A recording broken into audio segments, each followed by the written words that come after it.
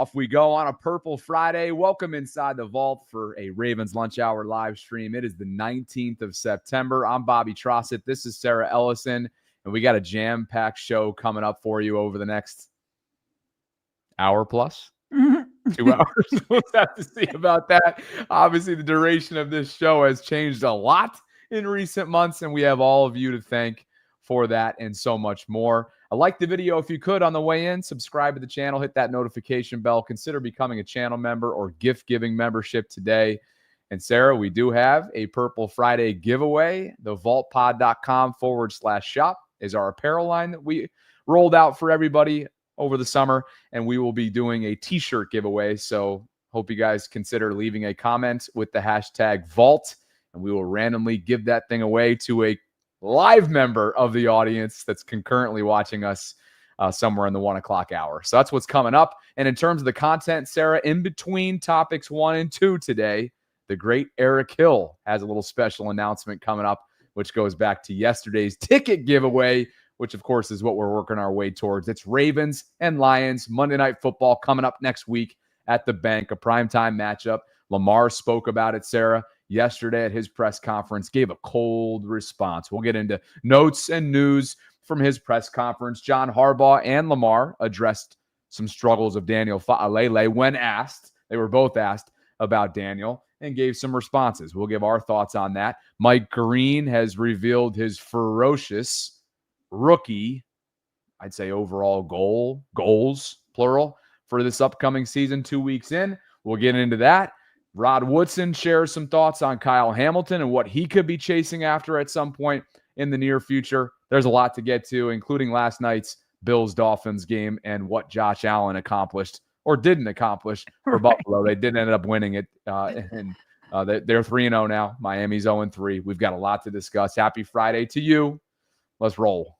Happy Friday to you and happy Friday to all of us, but it's really Monday. When on a Friday are you kind of like wishing away to the weekend so you can get to Monday? Only when the Ravens are on Monday Night Football, although I will enjoy my weekend.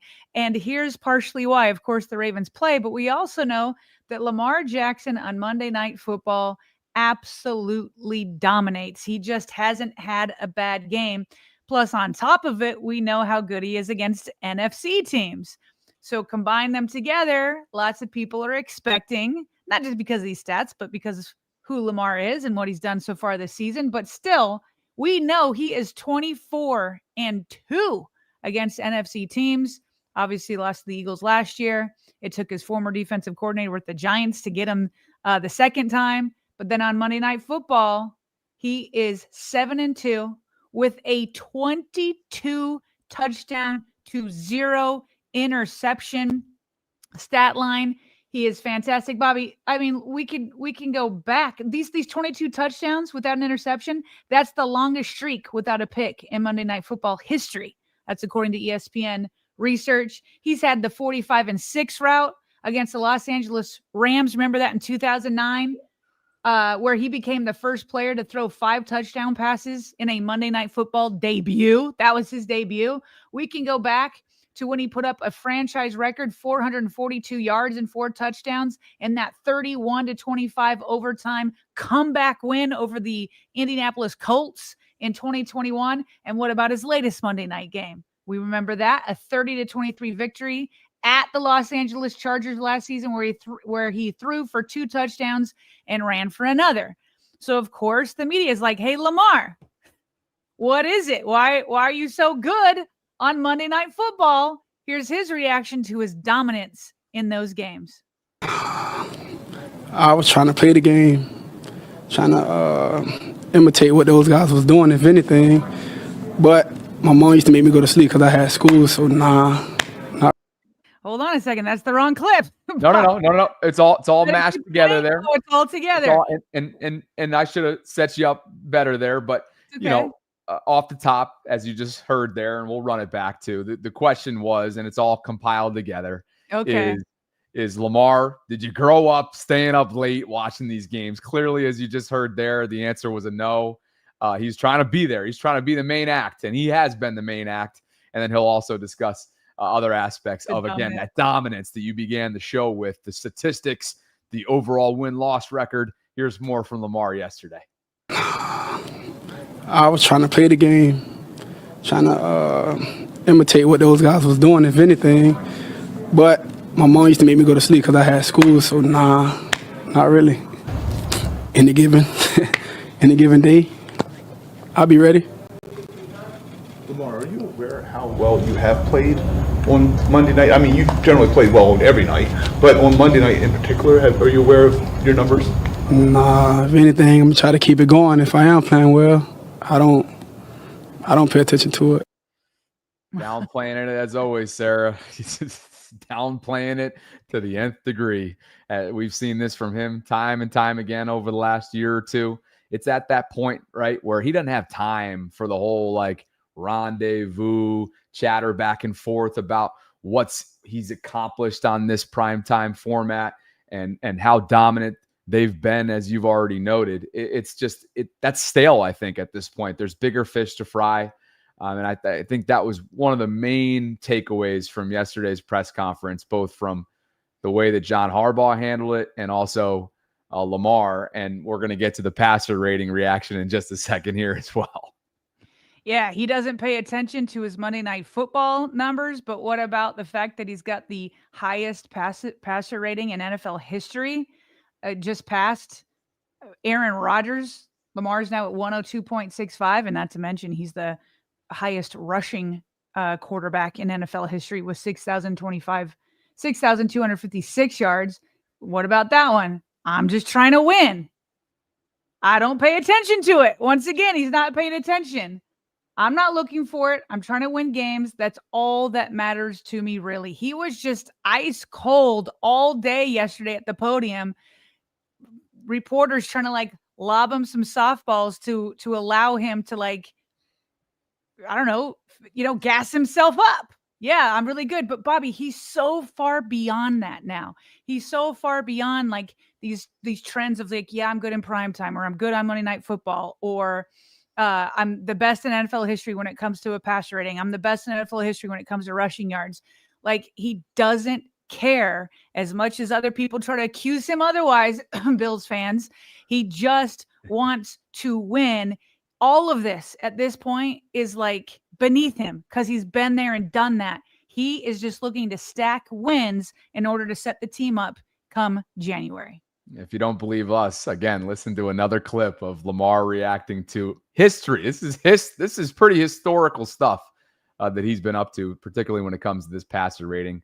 And as you mentioned, edging out there Aaron Rodgers after Sunday's performance against the Browns. I'm just trying to win. I don't pay attention to it. Only way I find out if somebody posted or something, I'm tagged in it and I mess around and see it. But other than that, I'm not looking for it. I'm trying to win games. So that's all that matters to me, really.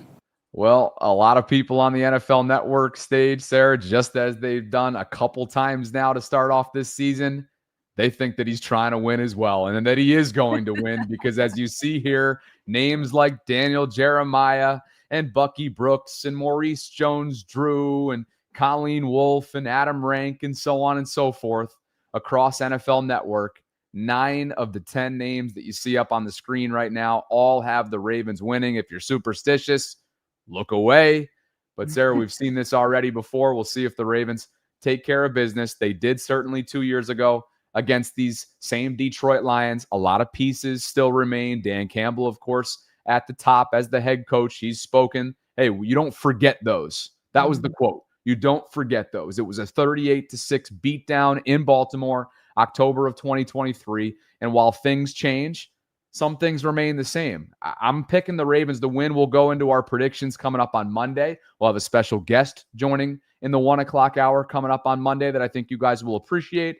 Can we say who it is? I have already yesterday. I just wasn't sure if you wanted me to. Oh, no. I think we should. Yeah, I think we should as well. The great Mina Kimes joins us at 1:40 coming up on Monday. I know that you are thrilled. I am equally as thrilled to have Mina on. She'll be joining us for a brief 15-minute segment at 1:40 on Monday. And she will then, an hour or two later, Sarah, make her way into M&T Bank Stadium for ESPN's Monday Night Football countdown pregame coverage. She's the best of the best. We use her stuff and share her stuff often. And shout out to Ravens fan and Marylander Lily Blum for making this happen on the back end from an ESPN perspective. That'll be coming up on Monday afternoon. Yeah, she hooked us up big time. I'm very much looking forward to that. Who's our Voltron member who's been like has a streak of days trying to get her to come on the show? Who is that? Well, that would be Mr. Manny down in Mexico City, who came on the show yesterday. The guest lines were opened up on my side of things. Yeah. And he had the count, Sarah, 55-day count, where he has tweeted out personally to Mina, mentioning her directly on behalf of the Vault, unprompted, inviting her on to the show. And as I told him, you had a part in this. I don't know how, but you had a part in this. And guess what? Even if I didn't tell him that, he was taking his victory lap yesterday. I'm sure he was. He's been working. He's been in the trenches. Okay. He's been working hard for us. And maybe Mina saw all those messages. And so when Lily came around, it was like, oh yeah, I know that show. I know that show really well. I've been tagged a gazillion times. Now that I know that Lily is endorsing it as the ESPN PR person, now I can take it a little bit more seriously. But Manny and Lily tag teaming this. And Bobby, before we move on real quick, because I know we're going to talk about what Lamar Jackson said about Daniel Faalele, or didn't say. We'll have takes on that. We just kind of brushed over this quickly. I just thought it was so wholesome in that beginning of that clip when Lamar Jackson was asked about whether he watches Monday Night Football games, if that's one of the reasons why he gets up for it. And he's like, no, mom had me going to bed. And, you know, that's what a good mom does. I will say, randomly, next Tuesday, my kids have one of those teacher worker days, so the kids don't go in. So I'm letting my kids stay up, especially the high schoolers. They get to stay up, watch this Monday Night Football game. They don't have to be up early the next morning. But of course, Miss Felicia making the right call for young Lamar, saying, hey, we got school tomorrow. We need our sleep. Let's get to bed. So love that. And also what I also loved, he was asked, how does he think he prepares so well for Monday nights? Like, what is it? He's like, oh, it's just an extra day of preparation, an extra day of rest. So he's learned from Miss Felicia, his mom, that rest is important. So that was it. That was his explanation. We get an extra day of rest, one more extra day of preparation, but so does the other team. But I guess for Lamar, it means more. I was going to say there was that aspect of it. And then like what we led with, just how cold of a response it was. Yeah. I didn't have the interest, not that I didn't respect the players and coaches and everybody that made Monday Night Football what it was and what it is growing up. It's just because I wanted to be in their shoes and I wanted to play the game and prepare so that I could one day suit up on Monday Night Football. And look at him. He's done exactly that. Before we get to the Faalele stuff, to wrap things up on Monday Night Football, and of course there will be plenty of coverage leading up to Monday night, including the day of coming up on Monday itself. Troy Aikman's going to be in the booth with Joe Buck, of course. Lisa Salters will be on the sidelines as the reporter, Baltimore's own, or I don't know where she's from originally, but she used to work for WBAL, my former employer. Fun fact there from Lisa. But Troy Aikman, Sarah, had some good analysis and almost a victory lap as well in terms of DeAndre Hopkins. One, what he's provided to the Ravens so far through 2 early weeks, and 2, almost the missing element. He's filled that void in Troy's mind. Listen to him on NFL Live yesterday with Laura Rutledge. He's been a good fit, and it's really what I thought this offense needed a year ago, if not even before then, is somebody who could go down the field and make plays on these contested balls, these 50-50 balls down the field. He hasn't had that type of wide receiver really over the years. And so DeAndre Hopkins, he's already shown that. He's shown that in the first couple of weeks with some of the highlight catches that he's already made. And at 33 years old, I mean, that people say, well, is he slowing down? That was his game even when he was in his 20s. He's never been this burner. He's been a good route runner, but a guy who just is really competitive at the point of the catch. So I thought it was a great pickup, and it's been nice to see him do what he's been able to do and what he's added to that offense for Baltimore. The Super Bowl champ checking in, Sarah, before his broadcast on Monday night. And here you have it. Just as a reminder, so far, yes, just 4 receptions on 4 targets, but 99 total yards. That's an average of 24.8 per catch. He's got 2 touchdowns, a long of 41, as we saw on Sunday against the Browns. And all of a sudden, look at this projection. Yes, it's early to start talking about season projections for DeAndre.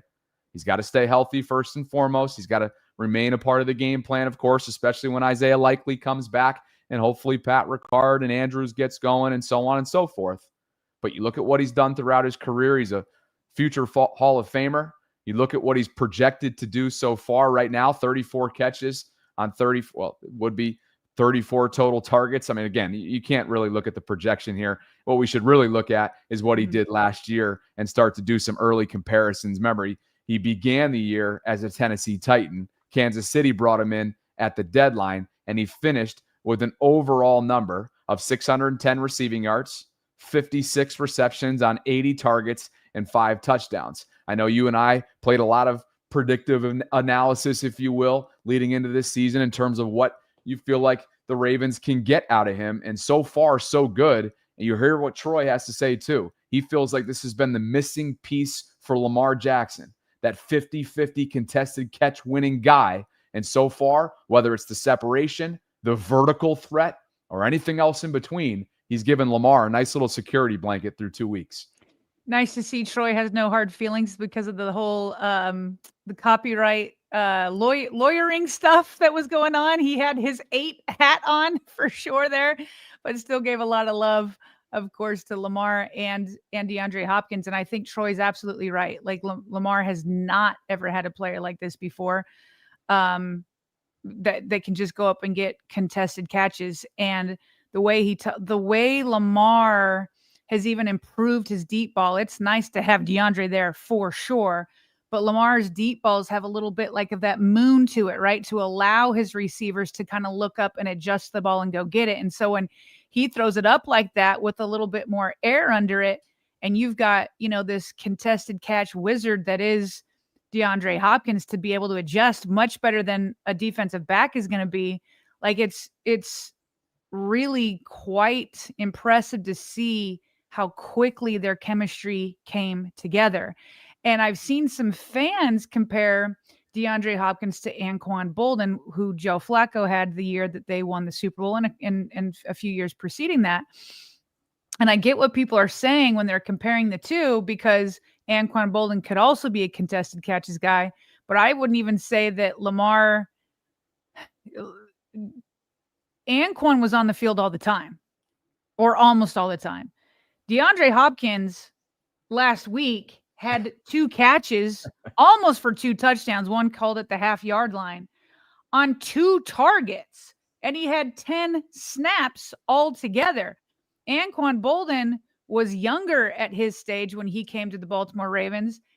DeAndre, it appears, is trying to save his legs. So yeah, Lamar's never had somebody like this, but I don't know that the comparisons to Anquan is complete unless you mention that Lamar doesn't have access to DeAndre the way Joe Flacco had access to Anquan Boldin for nearly all dropbacks. And so that's what's even more impressive, that these two don't even need a warm-up. It's like, oh, DeAndre's on the field, watch this. That's how quickly their chemistry has come together. Well said. I have seen some of those comparisons as well, and time will tell if, like Anquan, DeAndre, along with Joe Flacco with Anquan back in the day, are both going to end up being referred to as Super Bowl champs one day. That obviously remains to be seen. Couple minutes out from bringing on the great Eric Hill, a Vaultron favorite, for a special announcement going back to yesterday's ticket giveaway. But before we do, we got to talk about Daniel Faalele, Sarah, because he continues to be a hot topic, even though I think Voorhees better be hotter coming off the Week 2 game against Cleveland. Jason Smith from Huddle It Up Films, I thought, gave a great breakdown for us, and some of the tape, some of the hand placement issues of what we saw against, yes, a very talented defensive front that Voorhees and company on that Baltimore offensive line had to deal with on Sunday against the Browns. But because it was addressed yesterday at the press conference, John Harbaugh and Lamar, Sarah, were tasked with answering specific questions related to Daniel's struggles. Neither one of them really wanted anything to do with this. Short, concise, maybe even a little bit perturbed, if you will. We'll start with Harbaugh and then on to Lamar, about 77 on that right guard spot for the Ravens offensive line. What do I like about Daniel Faalele? I like the fact that he's a big, strong guy, moves his feet well, he bends, he's getting better at using his hands. I think he's been doing a real good job in pass protection for the most part. Run blocking has been good, but he needs to be more consistent in both areas. I think what you're asking me is, I'll just give you the direct answer. I mean, he's had some bad plays that you're talking about probably, that haven't looked great, but he's a good football player, and he's getting better, he's young, and hopefully he'll continue to improve. That's what we're hoping for. I know one thing, we're coaching him up really hard every day, and we expect him to go out there and play his best football game on Monday night, and that's what he's going to try to do. Daniel Faalele. What do I like about Daniel Faalele? He wanted absolutely nothing to do with that question at the top, and then went on, of course, to give that answer that you just heard. Before we react, Lamar, Sarah, a very similar question posed to him yesterday. And like Daniel Faalele sometimes gets a lot of grief on social media. I know you've dealt with that kind of thing. What would people maybe not understand about him as a blocker in terms of when you're out there and what he's doing for you? I mean, he's an NFL guard. Every position in the NFL is hard to play, It's easy to just watch and tell somebody, you should be doing this. It's easy to direct someone, but it's hard to do, So I'll leave it at that. All right, Sarah. So not exactly a ringing endorsement from Harbaugh and Lamar there. My take on it is just simply that these guys are sick and tired of answering questions about either their teammate or their player in Harbaugh's case. But you did hear John at the same time acknowledge some of the bad plays that we've talked about at length over and over again that are just straight up a problem, to the point where it's impossible to miss it when you're either watching live, replays, or the tape, the all 22 in the days that follow the game. From a PFF standpoint, and we'll get to that in just a second here, his pass blocking has been above average. His run blocking, not so much. And we've talked with Jason about that as well. Your thoughts on, one, the way that they answered these questions, and two, 77 coming off a game where, again, the arrow was more so pointed, or I should say the finger was more so pointed to Voorhees tape. Yeah, I hear what you're saying with your take. I guess my first reaction was like, oh, I've heard both Lamar and John Harbaugh give much more passionate defenses of Daniel Faalele in the past. Over the summer. Over the summer. Much more passionate. And so maybe, to your point, they're tired of the question, or maybe Daniel isn't giving them a lot to work with. You know what I mean? Like I remember Lamar over the summer really going to bat for him. And so now it's like, hey, it's hard. It's easier to say than to do, is basically what he's saying, And that's true, which is why only so many people are in the NFL. It's easier said than done. So I feel like, to me, my takeaway wasn't that they're tired of the question. To me, it was more like, Daniel needs to help me defend them more. Like, help me help you, kind of a Jerry Maguire situation, where it's like, I want to go to bat for you. I want to be passionate about this, but look what you put on tape when you were like put in a blender looking for work in week 1, and John Harbaugh, I felt like, spoke to these very numbers that we have up here with Daniel Faalele's grades. This is just from week 2. But John started to say, hey, he's been good in pass protection. And then he says, and then in run blocking, he needs to get more consistent. And then he goes, but he could be more consistent in both areas. But like, his first thought was echoing these grades. And I'm not sure I'm sure he doesn't look at PFF. I'm sure he's just looking at their in-house grades, because they grade these guys themselves and they have their own systems. He's probably speaking to the tape, everything he's seen. I mean, an 88.6 on pass blocking is good. It was the best on the team on Sunday. That was the best pass blocking grades there is. But then you go to run blocking, he's one of the worst, except for Tylan Wallace, who is your tiny wide receiver. You know what I mean? By the way, I think this is cumulative. I want to say this is cumulative so far through 2 it games. Is? You think it is cumulative? Yeah. Okay.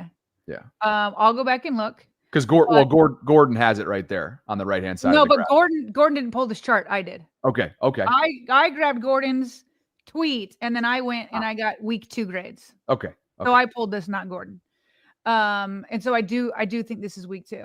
Okay. So yeah, so Daniel had, other than Tylan Wallace, the worst run blocking grades, but the best pass blocking grades. And so that was just my interpretation. Yours was like, hey, I'm tired of this question. Mine was, it's hard for me to passionately defend him based off of what he's put on tape, except for where John said he's good in pass protection, which has been correct so far this season. You know what's funny? I think there could be a little bit of both. Maybe both takes, So, but yeah, my that might have been my oversight there in terms of the cumulative observation. So thanks for checking that. But they didn't ask about Andrew Voorhees, so that would have been nice to get both. Definitely. To kind of get the responses for both guys side by side. Definitely. And that reminds us, just to reiterate once more, Jason, what do we have him on Wednesday, I think, this week? Mm-hmm. Wednesday, around 45 minutes or so into the show, we had Jason Smith from Huddle It Up Films on, who got into the nitty gritty of Andrew Voorhees tape against the Browns. So go check that out if you guys haven't already done so. Hey, in between topics, let's do a little something different here. Don't open up the guest lines very often. But how can we not when it comes to Eric Hill, Super Voltron, if you will, unbelievably generous and supportive of us, Sarah, and this community that he single-handedly, in a lot of ways, has built himself in recent weeks with the amount of membership gifts and super chats and everything else that he's done, including this week's ticket giveaway. And if you missed it at the end of yesterday's show, moving forward from a logistical standpoint with our giveaways, unfortunately, when it's randomly selected a winner, we've now made a rule that winner has to be live with us at that moment, because we've had some trouble on the back end tracking down winners in the last few weeks. And so it's just a simple in-season time type of efficiency rule that we're building into our giveaways. Well, our first winner, by the name of Sean Carter, Sarah, was not with us at the time of the giveaway. And we bide him time, and we're sitting out there like like Lamar Jackson in the pocket when there's pass pro breakdown. He's buying time. He's stiff-arming defenders. He's doing whatever it takes to escape the pocket and extend a play. We tried our best for Sean yesterday, and ultimately we did a redraw, and Jackie ended up winning. Yes. Well, we felt terrible, obviously. Eric, the guy who was kind enough to give away a couple of lower bowl, I might add, Section 126 tickets, he felt terrible. And Sarah, what does he do? He follows us up over email and says, hey, I'm working on a couple more tickets. Let's bring him in to get his perspective. Silent Night Eric Hill joins us right now. What's going on, dude? Great to see you. I'm a little tired right now, but I'm good. I'm good. I'm blessed. I'm over here looking at y'all on the big screen. And now I'm looking at myself. Yeah. Eric, first of all, again, Sarah, you've had a chance now to read the email. We spoke about it at length in our post-show meeting yesterday. You are an inspiration, man. We thank you so much for all the adversity that not only you've battled, but you've overcome, and the service that you give to your community. And I know you just you got a lot going on in your life right now. And the fact that you give us this kind of time and generosity, I know does not go unnoticed at all now that we know your story, Sarah and I. And you feel free. We're going to do this in under 5 minutes to keep the show moving, Eric. But one, feel free to share any part of your story that you're interested in doing so. And then two, and maybe start with this, let everybody know what you wanted to do, how it ultimately came down to 4 tickets giving out to not only Jackie, but Sean Carter, our initial winner. And thank you again for that. I mean, for me, it's just simple. Like, I shouldn't even be standing here right now or sitting here, technically, talking to anybody because, when I was like 9, 10 months old, I was pronounced dead on arrival in an ambulance with spinal meningitis. So for me to be sent here is a miracle in itself. And, I just love people. Like, I just genuinely love people. I've been through a lot, so I understand what it's like to be on the low end. Especially dealing with suicide. I've dealt with that personally, and the fact that I'm still here kicking, screaming is a blessing. And I've been working on this. Like, I've been inspired by DHP, Senior, PHP, and whoever else that be, their generosity is contagious. And so I've been planning this little surprise for a while. And I had to do at least one day where I was going to drop a stack. So I did it this week. So, with the upcoming Monday night game. But as far as what happened yesterday, I was watching the chat. I understood that Sean was trying to send an email, and I seen that in the chat. So I guess he wasn't, privy to the fact that we have to respond also in the live chat. And I was just like, I'm not going to let him go out like that. So I went ahead and secured some more tickets. And he will be sitting in the same section as Jackie and her guests, and just like maybe separated by a row or two. Ooh. So means they're both in the lower bowl. So just to be clear, both Jackie and her +1 and Sean Carter, the initial winner that we didn't see immediately. I wonder if he was watching the show late. Did we ever confirm that? If he was like a few minutes behind? Yeah, he was. Oh yeah. Okay. Okay. So Jackie keeps her tickets, which are right next to you and your friend, but then a few rows behind. I don't know how you pulled this off.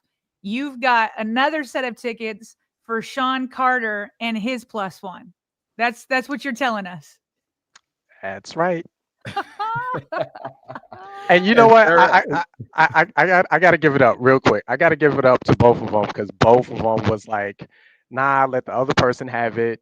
And just like I said, this community here is just like contagious as far as inspiration. So the fact to have both of them kind of looking out for each other, that's a blessing in itself. And I'm just happy that it went to some good people. Just letting them know they're now family. Okay, so it is what it is. Yeah, Eric, I think first of all, that's incredible generosity. Like, you are a blessing to the show and to everybody that listens and to us.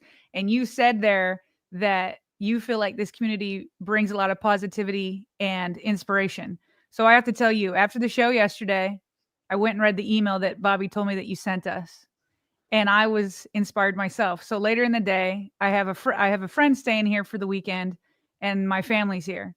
And I had to tell him this whole story yesterday. First of all, I gave him the background of your story and your life story and all the adversity that you have overcome. And then I tell him this story about how we got in this predicament with our two winners. And by the way, shout out to Sean Carter, because when we did eventually get an email from him, he was so cool. Like, he was like happy for Jackie. Obviously, he felt like he was missing out, but he wasn't a jerk about it. Like, he was like, happy for Jackie. Appreciate you guys. Here's because we said we would get him a vault merch item. So he let us know what he wanted. But shout out to him for also having positive vibes. But anyway, I tell this story about how like we felt bad about Sean and we were going to give him merch. And then I tell my family, I'm like, but what do you know? Like, minutes after the show was over, we got an email from Eric Hill and he offered 2 more tickets. And I'm not joking.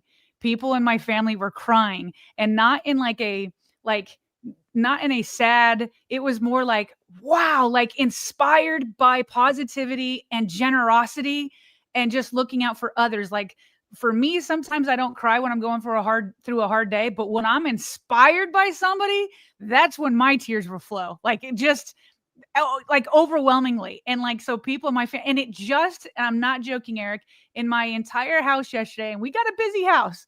There's already 6 of us. My in-laws are living with me right now, and now my friend's staying with us. This is a loud, moving house. When I tell you that your actions yesterday inspired my home to be sweeter and kinder and loving, I could feel it over the house all day. Like, that's the influence that you have, not just for people here in the show and for these, hour or 2 that we're together, but then I can tell that story and it influences my household. And I bet it happens with a lot of the listeners too. So I just want you to know I appreciate you and you're a blessing in my life. Well, you know what? Speaking of which, I forgot to say, because I usually say it in a super chat, but considering I'm coming on here, Yeah. if nobody told you today that they love you, just know that I do, and I mean that from the heart. My thing is like, one of the things that I think really inspires me is like, I don't care how bad of a day that I'm having. If I can help one person, I made the bar so low, just one person smile, laugh, whatever it is. Usually I have them laughing by the time I'm done, usually using my own actual pain as like, just a foundation for laughter and jokes. Then I feel successful. Like, I'm good for the rest of the day. It is what it is. And usually it's multiple people. So I mean, I just love helping people because on the back end, it winds up helping me at the same time. And I just feel like if people just be a little bit more considerate, I understand that we all have our own biases and stuff like that. But if we just take a setback and just look, from a different perspective, try to put ourselves in other people's shoes, or try to have a more, rounded observation, then I think we'll be better as a community and then better as human beings to one another. And then operate from love, because if you don't have love, then you shouldn't be doing anything, like really whatever it is that you do. Even if I'm doing a job that I don't like, it's because I love or care about somebody. That's the inspiration, and it's able for me to get through the day. Eric, you're much more than a success story to us, man. We appreciate you. You are part of this family. Thank you for going above and beyond. So unnecessarily so, but I know it is necessary in your mind. We know that. We recognize that. We respect it. Thank you for stopping by, and thank you for sharing that message, and ultimately for just an unmatched level of generosity. Sean, Jackie, enjoy yourselves on Monday night. Eric, I hope to see you out there at some point. Maybe we can chat offline. I know you sent your number over there, and PHP has been emailing us as well. You're the first stop. Like, I think, what time does Be More Round Town start? Because we can't get into the field and the gates anyway till about like 3 or whatever. So you're the first stop, Bobby. Okay. All right. That's good to know. I got you. I got some energy drinks just for you. Some clean ones. In fact, I just drunk one myself, and it's like natural. Like, it doesn't have that hard crash after, and it like lasts, because as a trucker, you got to have something, especially on them days when your schedule just get messed up. So I am good. So I got you. I already got you.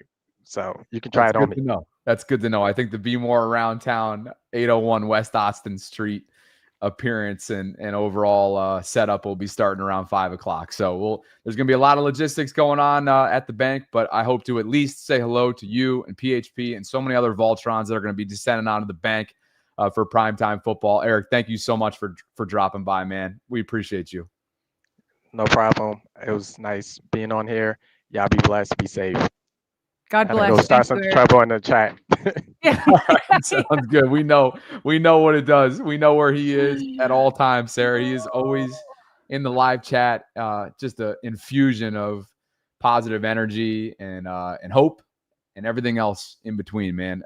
What a super Vaultron. I think he is the epitome of what it means to be a super Vaultron. So thanks, Eric.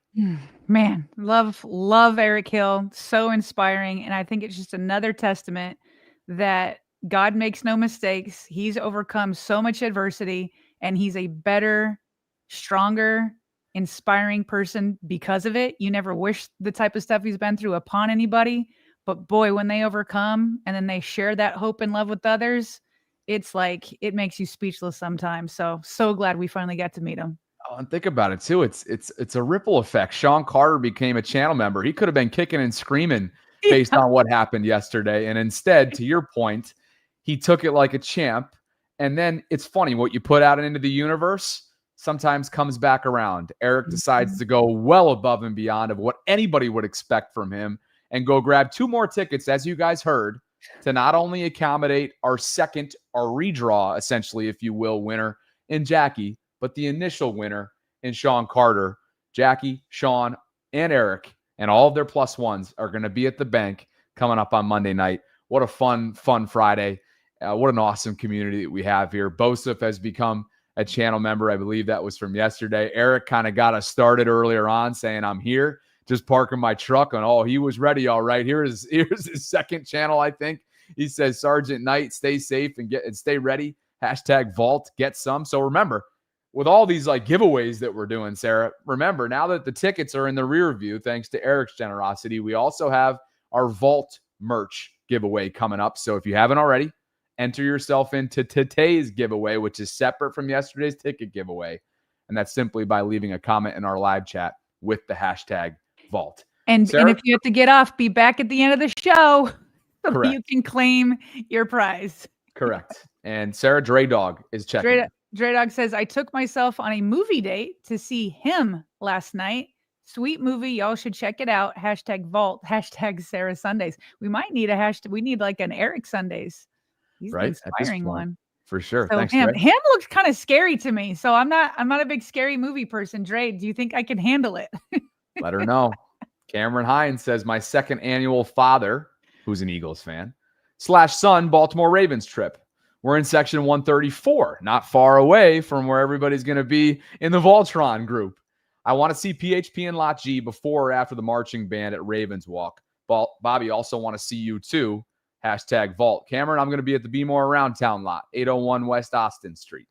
Park Heights Profit, Sarah, $19.01. Here we go. Chef PHP in the house. Like a good gumbo, we're having to simmer right now and wait for Monday Night Football. I bet PHP can cook a good gumbo. Get ready, flock. The bank needs to be rocking. See you all in Lot G at 4:15-ish. Let's take some lion mane. Hashtag 19-1. Hashtag no pigs. Hashtag 40 points squad.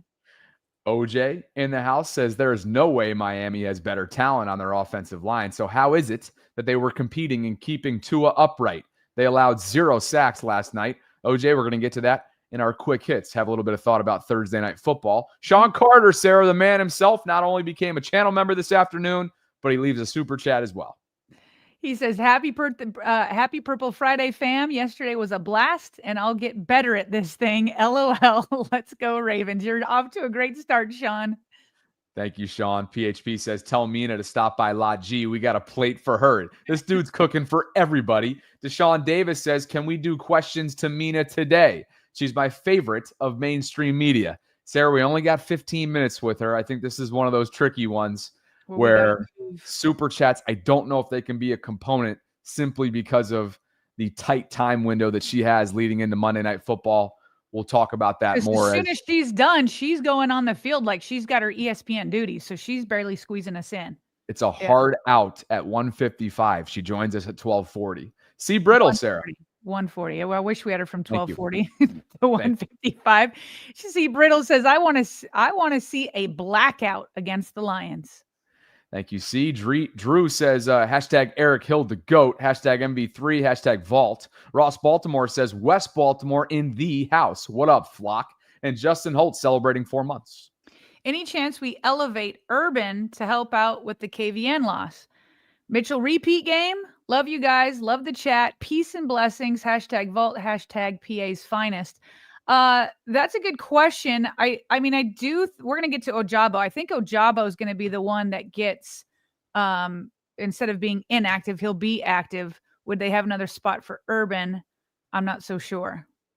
Yeah. And then as far as Mitchell, we still got 2 more days of practice, including this afternoon, to start to see, kind of the monitoring, Sarah, that's going on for Rasheen Ali, who was seen yesterday in a red non-contact jersey, meaning he is in some sense still within concussion protocol. He's passed some phases, but not all the phases. Yeah.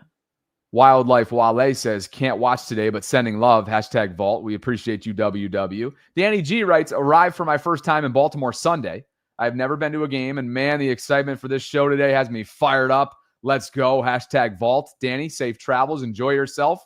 And yesterday's redraw winner of the ticket giveaway is here. It's Jackie. It's a $20 super chat, and that's an orange banner attached for you. She's been inspired by Eric. She says, I'm still trying to figure out how to gift memberships to pay it forward, but wanted to shout out Eric and all the amazing Voltrons. Your kindness and generosity is inspiring. Go Ravens. Live chat, if you could direct Jackie to give her some instructions on answering that question for her, we'd appreciate that just for timing purposes. Sean Carter says, you guys rock. And Eric, I really appreciate you and all you do. Yesterday was a blast, and this is why we're the best fan base in the NFL. I can't wait to see this meet up, and I hope there are selfies that are sent to our email. Park Heights Profit, Sarah. Says Eric Hill equals the blessing of being a blessing. You have been given life, and now you give and save life. Hashtag Mark 1231.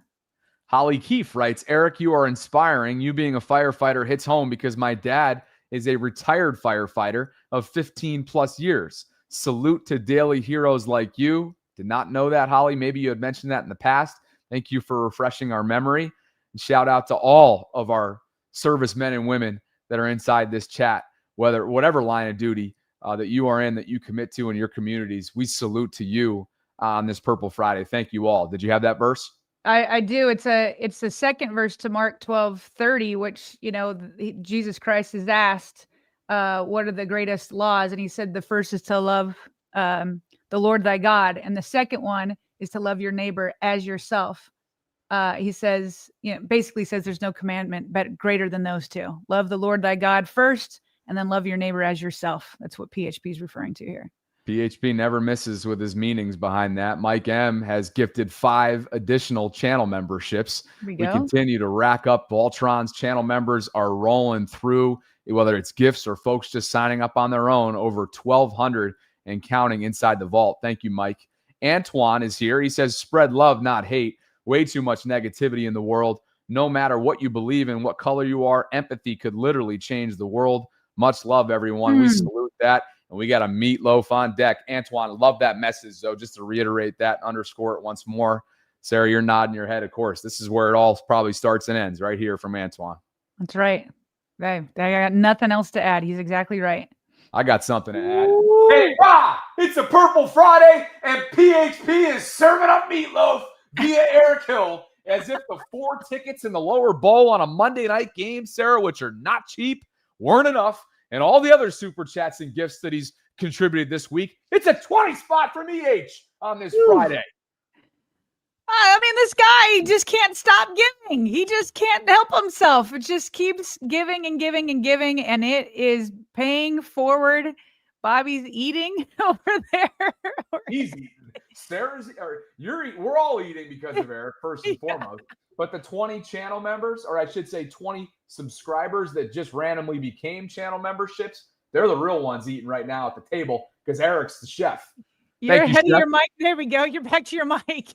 Appreciate you, Chef. I'm trying to give everybody's ear holes time to breathe. Lil Lyle says, hey, I absolutely love this community. Kids, Eric Hill, we all love this community because of people like Eric and because of people like Hybrid Theory entering himself in to today's giveaway. C. Brittle is as well. Darkness Falls with the hashtag Vault. And Sarah, that brings us to Windstones Chronicles 1999. Happy Friday, Vaultrons. Let's get the dub. Hashtag Go Ravens. Hashtag Vault. Jack Kilroy's in the house. What's up, Jack? Beyond inspiring, and he is right. The community is contagious. See y'all on Monday. Hashtag Vault. Hashtag Jackson5 incoming. Again, this is all love, Sarah, pouring in after Eric Hill was kind enough to join us a few moments ago, announced that on top of the redraw winners tickets from yesterday, he is giving the initial winner, Sean Carter, 2 additional tickets on top of Jackie's 2 tickets to Monday night's game. It's Ravens-Lions. Unbelievable gesture from Eric, and that brings us to Bosef. Monday night can't come soon enough to tame some lions. Y'all be blessed and safe. All of you are awesome and make my day. Hashtag Vault. You can tell, Sarah, everybody's been moved by Eric today. Big O says, I have 4 daughters, and if they all meet and marry a man like Eric Hill, I would die with no worries. Hashtag Eric Hill for president. That almost had me choking up reading that because of the sentiment and the type of impression, Sarah, that Eric has made on this community. Young Levy for you. Great. Or maybe Levi. Levy or Levi, I'm not sure. Yeah, I would have said with an I, you'd have an I at the back, like the Levi jeans. That's what I would think. Okay. Anyway, great to see you all live. Can't wait for Monday night in all black to support the team against the Lions. Any help with my GoFundMe for my kidney cancer battle at 28 means a lot. Thank you. You've come to a very generous community. So no doubt about it. No doubt about it. Maybe let the live chat know, Young Levy. Nakia 626. I don't think it's Nakia. Hopefully it's Nakia. Celebrating 3 months of channel membership with us inside the vault. And I think she writes, happy Friday, Bobby and Sarah. You guys are the best. Keep it going. Hashtag Vault. Hashtag Vaultrons. Love you all. We love you more. Eric Hill, Sarah. Hashtag Vault. Well, I reached my YouTube cap on both accounts, so that's all I got. Hashtag Vault. You've given plenty, Eric. Thank you so much. The guy has an unrelenting motor, kind of like Myles Garrett in the pass rush department. Mike G with a super chat. Thanks for being here today, Mike. Ivory Smith II celebrating 4 months, and he writes, well, my birthday is Sunday, so a lion mane, as PHP said, would be a great birthday gift. Hashtag Vault. Hashtag Ravens Dogs, Rowe and Starks, meaning Georgia Bulldogs. Let's go Ravens. Ivory, you're the man. Happy early birthday, my friend. Pen 15 Shaft before we get back to the football content. I'm Raven mad, waiting to go to the game on Monday night. Let's flocking go. Hashtag Vault. Thank you, Pen 15 Shaft. And thanks to all 30 plus of you who have weighed in via super chat and gifts, Sarah, or just become channel members over the course of the first 52 minutes and counting into today's show. Yes, that was a little bit of a tangent. We appreciate your patience. Ton of super chats. Awesome conversation with Eric. Hopefully you guys got something out of that. And again, a huge salute and shout out to not only Eric Hill, but this entire community for being part of what we do on a daily basis, year round. Thank you so much for being with us on this Purple Friday, Sarah. We have a giveaway, of course. We will randomly give out a free t-shirt on the vaultpod.com/shop of your choosing within the next hour as we start to wrap up the show. A lot more football content to get to. Over 1,800 concurrents at the moment inside the vault on this Friday. If you could like the video, subscribe, hit that notification bell, consider becoming a channel member or gift giving membership on this Friday. And Sarah, that brings us to the rookie Mike Green, number 45, his third career NFL game upcoming on Monday night and his first primetime. I should say his second primetime, but the first one at home against, of course, these Detroit Lions that are coming to town. And he caught up with the guys on the lounge recently. Thought he had some interesting things to say. And he also peeled back the curtain. Not a lot of players are willing to do this, particularly in season. But he peeled back the curtain on what a big rookie goal of his is in Baltimore. Have you had a chance to watch this one yet? I have not. So I'm excited for you to introduce it, all the content to me, and I'll just be reacting live. All right, off we go. Courtesy of The Lounge, Ravens Productions, the official team podcast of theirs. Mike sat down with them recently and had this to say about what he's looking at coming up this year for him, year one in Baltimore.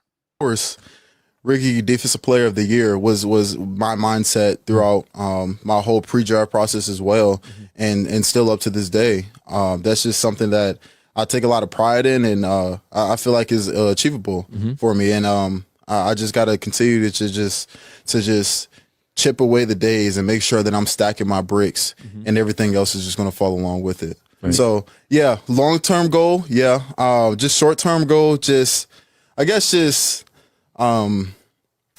fulfilling my responsibility, regardless like what it is on the field or how big of an impact it's going to be. I just want to fill my role and just be a service to not just the team, but the Ravens community.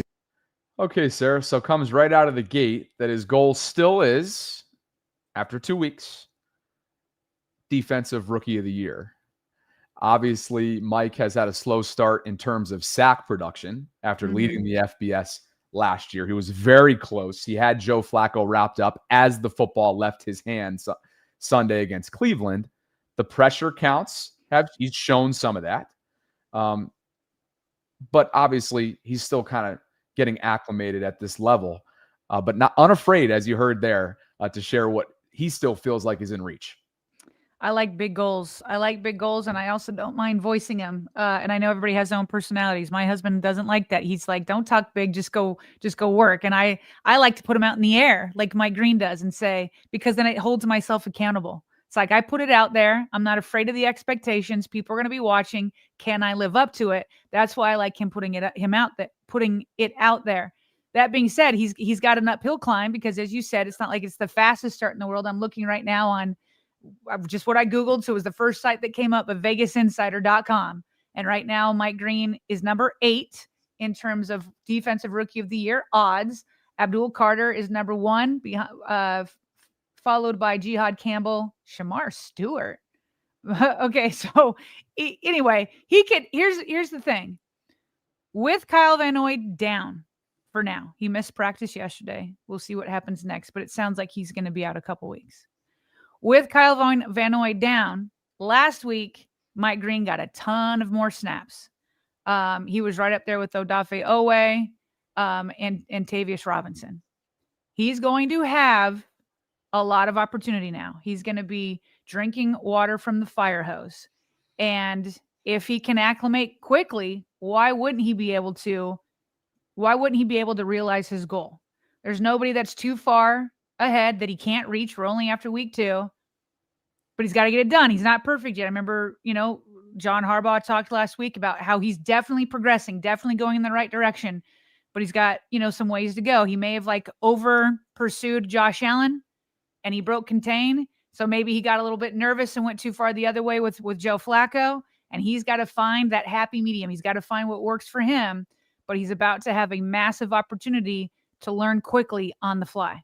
Yeah, you mentioned that Buffalo game, and that brings me to a friend of the show's tweet that I think sort of is a good segue. It's Spencer Schultz, and I'll just read it for you.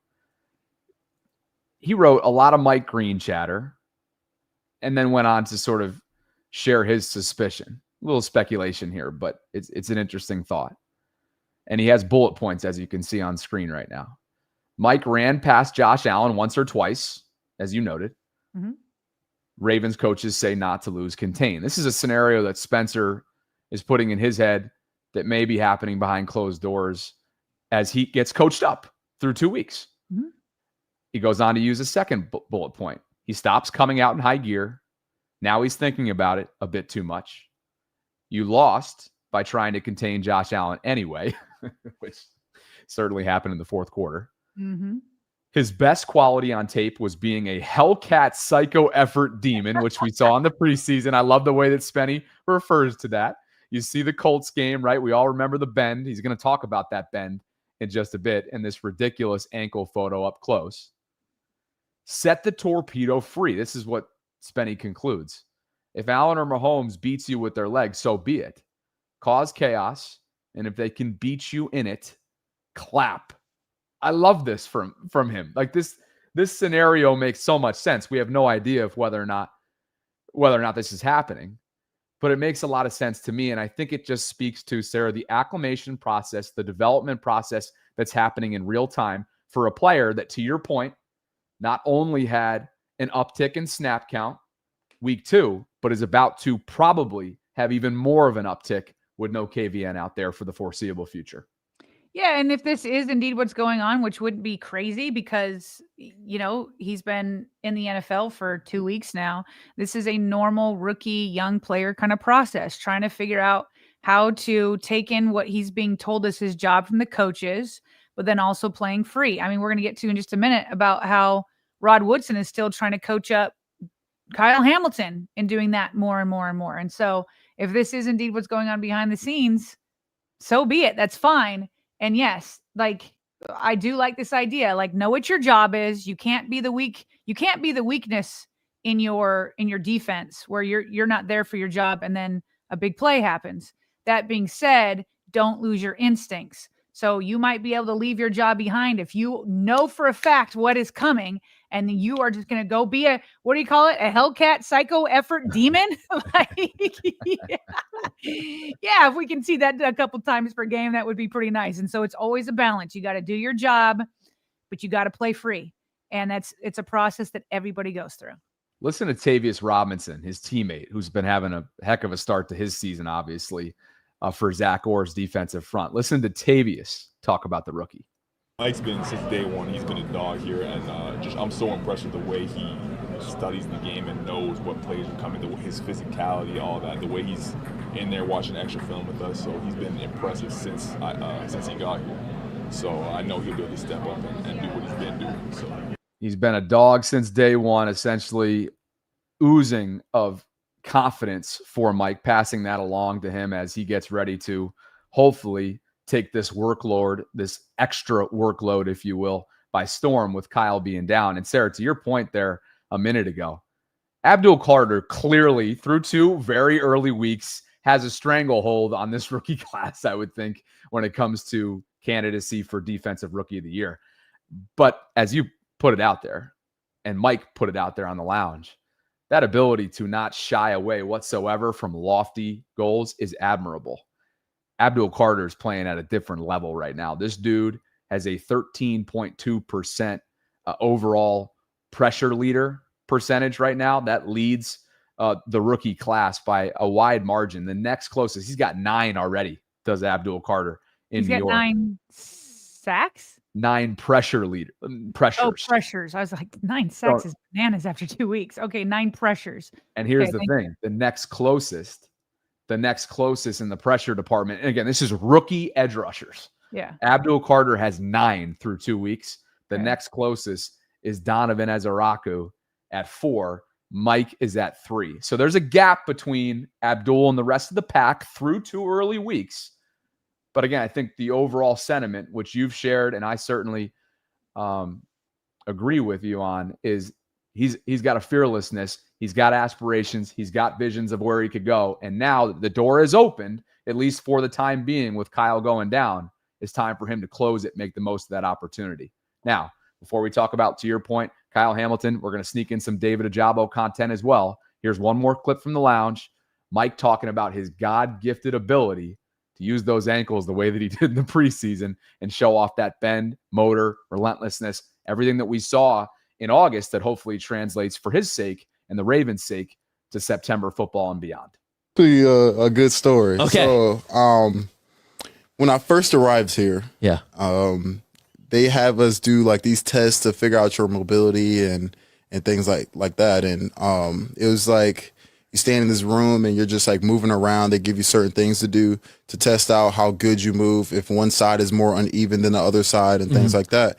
So in somewhere in my report, it was saying that my left ankle was tighter than my right ankle. Tighter. Okay. Yeah. Which is crazy because I realized that at some point, like earlier in my football career, I think it was like high school or maybe just the beginning of college, like I tweaked my ankle. Mm-hmm. So when they told me that, I was like, okay, yeah, that makes sense. So I guess these little cameras are working. and so then I went to my strength coach.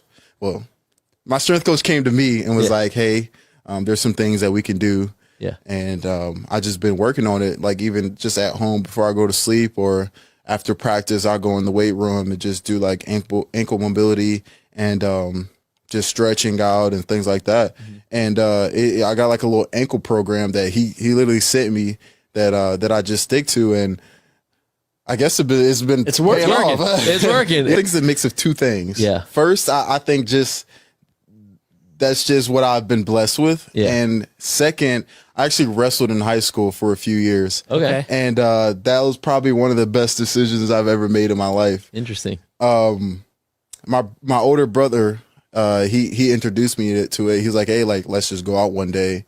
And we actually really liked it. And it was very beneficial for us. And a lot of things that we did while we were wrestling carried over to the football field, such as leverage and core strength and like balance, leverage, balance, and like all those types of things. And I placed like second and third in the state the last 2 years of that I wrestled in high school. Yeah.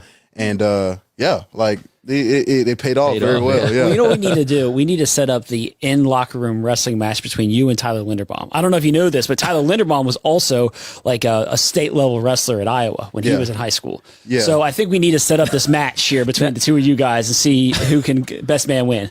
Yeah. It's crazy because we actually already wrestled. No. we actually already wrestled. And I won. Oh, really? And I won. We're going to have to verify this with Tyler now. Okay. If you speak to a few linemen, they'll tell you it's going to be hard. It might be hard for him to admit because he was such a great wrestler. Yeah. But leverage has a lot to do with how good you are in wrestling. And the lower guy always wins. And the guy that's able to move around faster and get you in certain situations faster and better is typically the one that wins. So I got Tyler. Well, how about that? A lot to unpack there, and well done by the guys for uncovering that little tidbit, Sarah, that Tyler Linderbaum, and as Garrett noted, you talk about like an All-American when it comes to wrestling. He could have picked either one had he wanted to pursue a professional career in wrestling. He's 6'2", 314. Is Tyler Linderbaum. Sarah, he once defeated Tristan Wirfs, talented player for the Tampa Bay Buccaneers, in a state championship tournament. Like, these are big bodies, big dudes, highly skilled wrestlers. And Tyler Linderbaum probably could have pursued a career in that. So Mike Green, meanwhile, no schmuck in the overall measurable department by any stretch. 6'3", 251, says he went up against Linderbaum. I'm sure Tyler will be asked about this at some point for his side of the story. But not only is he in a literal ankle program at one point in his career, Sarah, but clearly there's some God-gifted ability here. He's worked at it. He's a wrestler, apparently, in his free time. And hopefully that starts to bode well for his transition and acclimation at the outside linebacker position. Can you give this to? I want to hear it side by side. Tyler Linderbaum is 6'2". What was his weight? Linderbaum is 6'2", 314. Mike is 6'3", 251. Ooh. Now, I don't know what each guy was wrestling at when they were in, was this in high school or college? I don't know. But like, wow. Like Linderbaum had quite the weight advantage, but I'm sure Mike had the speed advantage. But that was hilarious the way they went down, because it's like, I've done this so many times where you set yourself up acting like you know something that somebody else doesn't. So Garrett's like, I don't know if you know this, but Tyler Linderbaum was a wrestler. We got, yeah, I know. And I've wrestled him and I beat him. Right. So like, yeah, so he does understand leverage. He does understand getting low, and he can get low. And that's what this picture up here on the screen is kind of showing you once again. I mean, that is always what he's trying to do. Like, try to catch me down here, because he's fast and he's low and he can bend and all that kind of stuff. And it's just his personality is super fun for sure. Anybody heard of an ankle program? He went into in-depth there on his ankle program and how he has worked on his bend, his motor, his overall abilities from a technique standpoint. So there you have it. He also was like, look, some of this was straight up God-gifted ability. All right, we get that, Mike. We definitely get that based on what he's put on film so far, especially in preseason. Sarah, before we turn a page to a different part of the defense, David Ojabo, of course, expected to potentially be active for the first time on game day this year. We know that Kyle Van Noy is dealing with a hamstring. Alex Glaze from WJZ had a chance to catch up with David about how he's feeling going into what could be, an open door opportunity for number 90. Man, it's all of our dreams right here. We're living our dreams, whether active, inactive, as long as you're in the league, you're living a dream, whether it's yours or someone else's. So you got to be grateful, and man, you got to stay ready, like you're active every week. Everybody on this team, because this is a week-to-week sport. You never know. So thank you, God. It's my time, it's my chance, and like I said, it's showtime. Yeah, I know we talked during camp, and you're feeling really good about the camp you were having. Just how tough is it to not get discouraged, when you're not up those first 2 weeks? Man, I've had worse days, man. Like I went to Africa this year. This summer, I seen real struggle. So, this is nothing. Like I said, we're in a living dream right now. So all we gotta do is stay ready, stay prepared, and then when your time comes, man, just shine. The ultimate optimist, Sarah. He cited his service trip to Africa, as we discussed several weeks back over the summer from David, and obviously cited that it's showtime, acknowledging he's probably going to be active coming up on Monday night. And I don't know what his snap count's going to be, but he knows that in a contract year, it's been a very frustrating couple of years for him, whether it's underperformance and or unavailability. Good opportunity for him, even if it is a small sample size, playing behind the Mikes, right? The Adafes, the Taviuses. Hopefully he gets a chance to show what he's all about in front of a primetime audience, because this could also be, Sarah, about future David Ojabo, future years in the league when so many folks are going to be watching coming up on primetime. Yeah, I mean, we just talked about how Mike Green is going to have a bigger opportunity. Obviously, David Ojabo, and he sure sounds like, just speaking to the super chatter, right? He was like, could it be Brent Urban? Like maybe there's a surprise, but it sure sounds like David Ojabo knows he's going to be playing when he's talking about, hey, it's showtime. Unless he's just assuming it and nobody's told him. But you'd think that in these meeting rooms, he would know, right? And what the game plan is and what they'll be relying on for him. So I really appreciate the perspective that he has.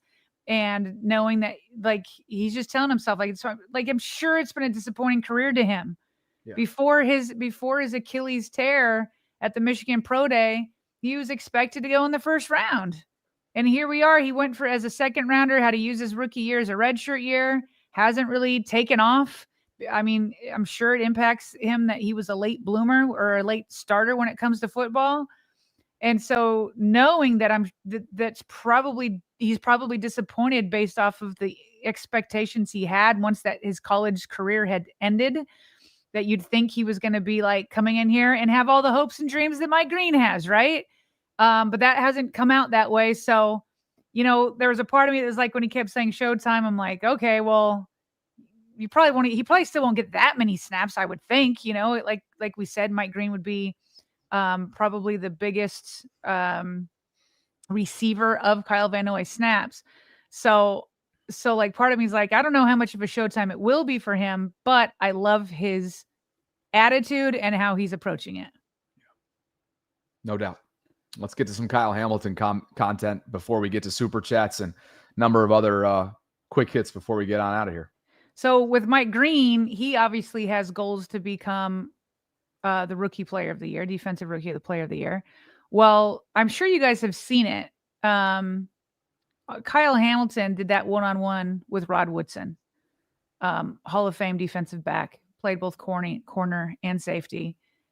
Calls the games with Jerry Sandusky. So he's watching the Ravens all the time and he knows what's up. If you haven't already, go over to the Ravens website or their YouTube page, go watch that one-on-one. But Rod Woodson was also on with Kay Adams recently, and she was asking about all sorts of things about the defense. And I'll have a different clip a little bit later, but she brought up how Jim Harbaugh declared his safety, Derwin, the greatest safety he's ever, use the word ever, seen.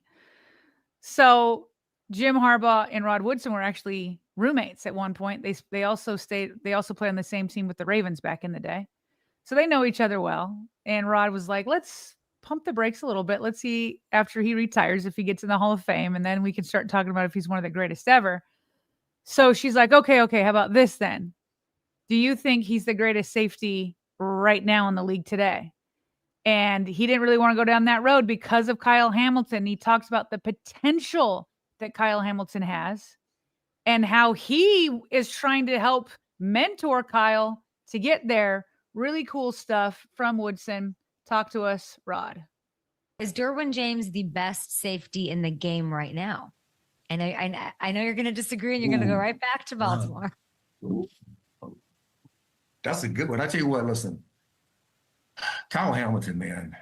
I know. And I really want to unlock his natural ability because he's so talented. But I want him to, like he sees the game in a certain way. And I had a conversation with him before the season started, and I want him to like talk to Ed Reed and talk to Troy Polamalu and talk to the Ronnie Lotts and untap that natural ability that he has. He's so long, he's so fast, he's so quick. He makes so many tackles for loss week in and week out. He makes big plays for the team, a lot of sacks for the team. So is James the best safety? He's one of the best safeties along with Kyle, along with Branch. I think there's several guys in that category. It's okay to say Kyle's the best, Rod. He's the best. You think he's the best safety in the game? I like giving people love. I think it's a little scary of a thought that you're saying that Kyle, you had a talk with Kyle and said you should talk to these other guys to unlock your natural ability. This was, I believe, an all-pro. Well, not to unlock it, but to help him see different ways to see the game. I got some information from Frank Minifield, from Hanford Dixon, right? From Albert Lewis, some different guys that I've talked to, and I said, "Oh, I kind of like what you're doing there. I kind of like what you're doing here." So as long as Kyle, I talked to Kyle already. If he can talk to Ed, he can take a little something from Ed. If he can talk to Troy, he can take a little something from Troy. If he talks to Ronnie Lott, he takes a little something from Ronnie Lott, and he puts it all on his tool belt. That's when you become like, this dude is like legit. That's when you're defensive player of the year category. And I think he definitely has the skill set as long as he keeps growing and learning the game. And then at the end of the day, defensive players are great when there's no self-doubt. They put their foot in the ground and they go. See, it just comes back to Mike Green and what we were talking about there, how it's going to take a minute to just go because you know the game. And so if Kyle Hamilton is still, getting there, of course, Mike Green's going to take a minute, but I love the vision, obviously, that Rod Woodson has for Kyle Hamilton. I don't think it's a stretch to say a guy that's already been a multiple time All-Pro while on his rookie contract, he just recently got paid. Ravens got there quickly, early, didn't want to make him wait. That was the right decision. And so he sees all the talent in the world, which is why he's like, I just sat down with you for 45 minutes. Let's talk this through. But don't just talk to me. Go talk to Ed. Go talk to Troy, all this type of stuff. So that he still feels like there's more in there from Kyle Hamilton, despite being this All-Pro, because he still feels like he's not just going. And he was encouraging him. In another part in the clip, Bobby, he's like, sometimes you come out of those meetings with your coach and they're like, hey, I need you here. I need you there. Like, you do your job. That placard I've been telling you about, it's all over the Ravens facility. Do your job. But Rod said the great ones can come out of those meetings and say to themselves, F that. Once I get between those white lines and I can read a quarterback's eyes, or I know his tendencies, I've seen on tape who he likes to throw to in certain situations. He's like, be respectful of your coaches, obviously. Definitely don't be that guy that busts the coverage. But at some point, with the talent that you have, you can be unlocked and be like, in certain moments, and pick the moments when you know you're correct. And Ed Reed saw it better than anybody. You know what the quarterback's about to do. You're so confident that you will leave your job and like mess the whole play up. And that's just those few times that you can say to your coach, F that, I'm going to go make this play. Sarah, I can't help myself right now. I have to play this clip because it's too good of a segue. Because Derek Hamilton said F that and F your comparisons about my son after he was drafted 14th overall by the Ravens in 2022 and told me this. All right. He went out on a limb and told me this. I've played it once recently. I got to do it again just in case folks missed it because it's aging like fine wine. Listen to this. Like 12 years old, I showed him Sean Taylor. I was like, that's what you want to be. And so he takes Sean Taylor athleticism, Ed Reed's film study, Tyrann Mathieu' instincts, and Derwin James' range. So I think if he reaches his potential, those things are in reach, but he has to work hard for it. Nothing is given. And now he starts back at a 0 star, like I like to say when he went to college. I just can't. I can't not share that when things like this come up because that was 2020. He hadn't played an NFL game yet, Sarah. And Derek got on that program, I think it was the schedule release night, and said, this is what my son's got in him. Proceeds to rip off all-time greats such as Derwin James, who you just mentioned because Jim Harbaugh is standing up tall for him. So, take your pick, right? Kyle has a long way to go, but clearly he has been acknowledged as one of the game's, if not the game's great today as active players at his position, and he's on a heck of a run. And all of a sudden, he is viewed in Baltimore as not only, hopefully, a lifelong Raven, but as a very wise veteran. And it feels like 2022 was just yesterday. And just to put a bow on this whole defensive conversation, Rod Woodson did talk about, because the other day I said, I don't know which defense, I still don't know who the 2025 Ravens defense is, right? Because of that collapse against the Bills. They played well against Joe Flacco, and they played well for several quarters, 3.75 against Josh Allen. Although Josh got his, of course, which you're going to expect, but with your offense, that's going to be okay. And so like in the back of all of our minds, what is always back there? We'll get to the fourth quarter. 5 minutes left, 4 minutes left, 3 minutes left. You still don't feel comfortable. Doesn't matter what the lead is. You aren't totally comfortable until the clock hits triple zeros. And so that's what's always going to be in our minds. Will they have another collapse? Rod Woodson talking about the defense and how they're learning and what he thinks about whether a defensive collapse will be repeated. Or this year, the Ravens or the Steelers, the way it's gone through 2 weeks. The Ravens. Ravens. The Ravens they might have the best roster in football. They just have to put it all together. I mean, you put up a 40 burger and you lose. Right? They should be 2-0. They just had that breakdown. I don't think that'll happen again with them. I think they're going to keep growing. I like Zach as a defense coordinator because Zach, I think he's more comfortable this year of what he knows and what he likes. I think he learned a lot from Dean Pease in that last 8 weeks. Dean Pease, the OG. Dean Pease, the Dick LeBeaus of the world. Those are the guys that you need to have on your Rolodex as a defense coordinator, especially the younger guys. And then just call them up and say, hey, what do you see? What do you like? And then with that, I think he'll keep growing. I know he's more comfortable. He has a lot of energy. The players love him. So I think he's going to keep getting better. And I think he's going to keep seeing what his guys do well on the defensive side, because the offense, I mean, they're putting up 40 every week. I think he's right. I can't wait to see this version of the defense grow. We saw the growth last year. Zach Orr is still continuing to grow. You know, we've got a lot of new young pieces. Let's remember when our Darius Washington came in, he came in week 9 or 10, but he came in with several years of experience under his belt, even though he hadn't, been a full-time starter. So Malachi Starks is just going to keep getting better. Mike Green is going to keep getting better. Kyle Hamilton is going to keep getting better. And so, you got to be a little patient with them as they continue to grow. But he said in there, he's like, I don't see them having another collapse. And I couldn't hope more for Rod Woodson to be correct.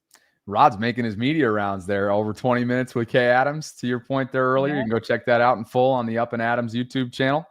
And of course, he does game day broadcasting as the color analyst alongside Jerry Sandusky in the Ravens radio booth for those of you that are locally in Baltimore. And you can also listen to that on other platforms if you are outside of the Baltimore area. But I think we should pick back up with some super chats here before we get to an onslaught of quick hits. We're going to try and keep this thing moving as quickly as possible because our giveaway is coming up in just a bit. We will randomly give away a vaultpod.com/shop. I mean, that's the actual site. It's just a Vault t-shirt. Not just a Vault t-shirt, but of your choosing, colors and all kinds of stuff. We look forward to doing that in honor of today's Purple Friday. So be on the lookout for that in the next few minutes. But we'll pick things back up with Mark Pankhurst, who sent a $5 euro super chat. And Mark writes, have we now reached the point where Lamar passes out touchdowns like Oprah does with cars? King Lee, for you. Sure hope so. And be more game ready, #Vault, #Monday Night Lot G. Man, there's going to be a lot of Voltrons there. We want pictures. Send them our way. Email them. I was going to say, I think a lot of people circled this one on the calendar, not just because of Monday night, but of course, because Detroit, Ravens, it's a blockbuster game. Eileen Nolan has congratulated us on hitting another milestone, which we did. Thanks for the reminder, Eileen. She says, celebrating 26,000 subscribers.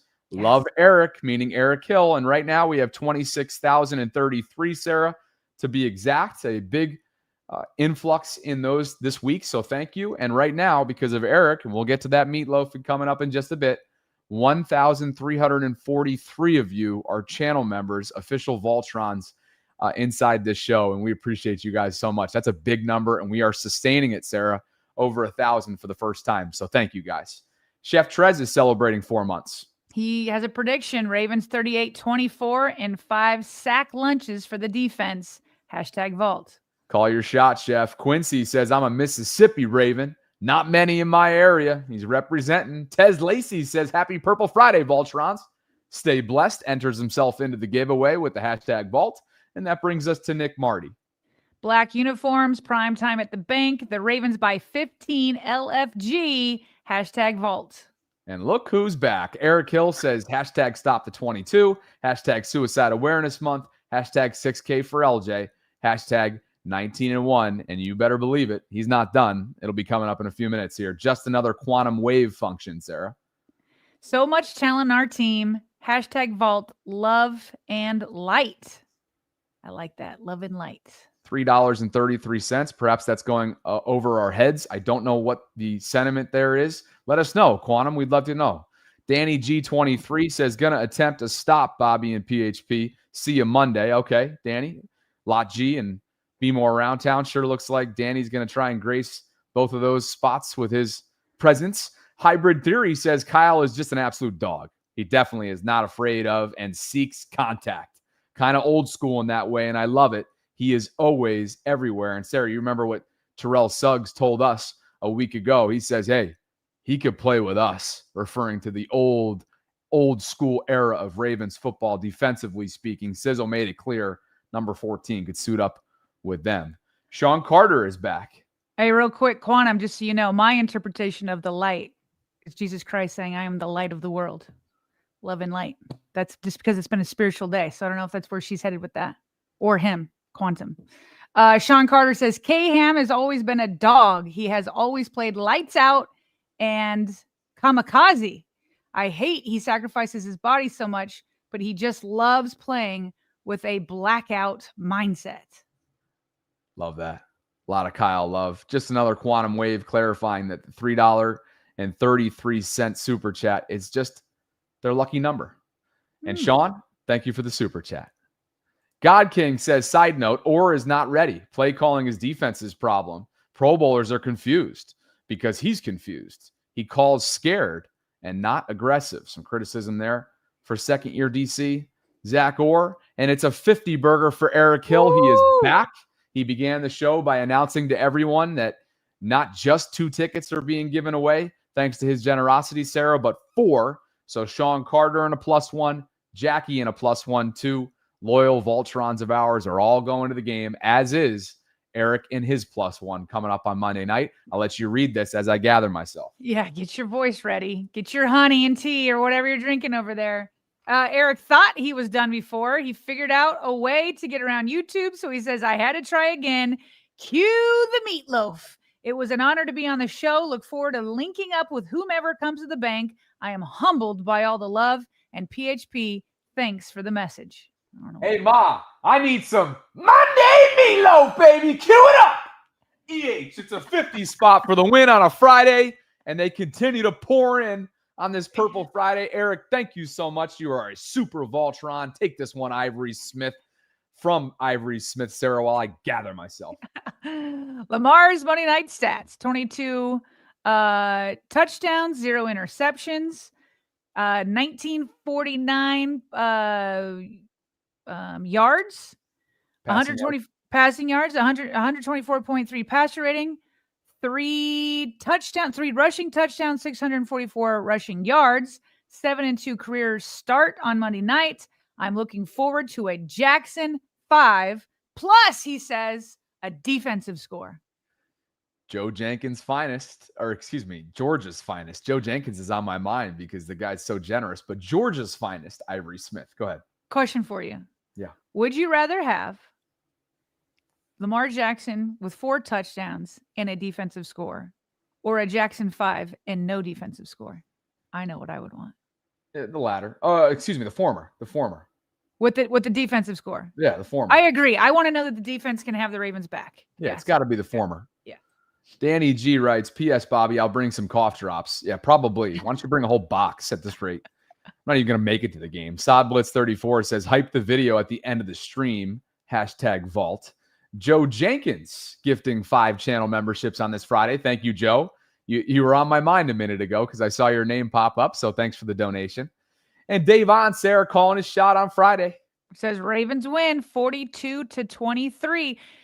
#Vault. What's funny is these 40 predictions are not out of like left field. They've been putting up 40 plus each week. So why couldn't they score 40 again, especially against this Detroit defense that doesn't strike a lot of fear into many people? They lead the way, points per game league-wide through 2 weeks, 40 in week 1, 41 in week 2. Antoine is back, and he says, make someone laugh today. You never know what someone is going through. And I get the sense that Antoine has been inspired by Eric. A lot of great sentiments being shared here by Antoine, as there has been by Eric for the last however long. I mean, they've been on an unbelievable streak. Justin Holt says, I got lit at Be More Around Town. Bobby knows Lot G someday. Justin Holt, PA's finest. And Sarah, we have some early notes trickling in from beat reporters in terms of practice attendance. As John Harbaugh suggested yesterday, Nate Wiggins is indeed back at practice. He popped up yesterday with a DNP and a groin. Others that are not practicing, Kyle Van Noy is not a surprise. Cordell Woodland on this practice report first.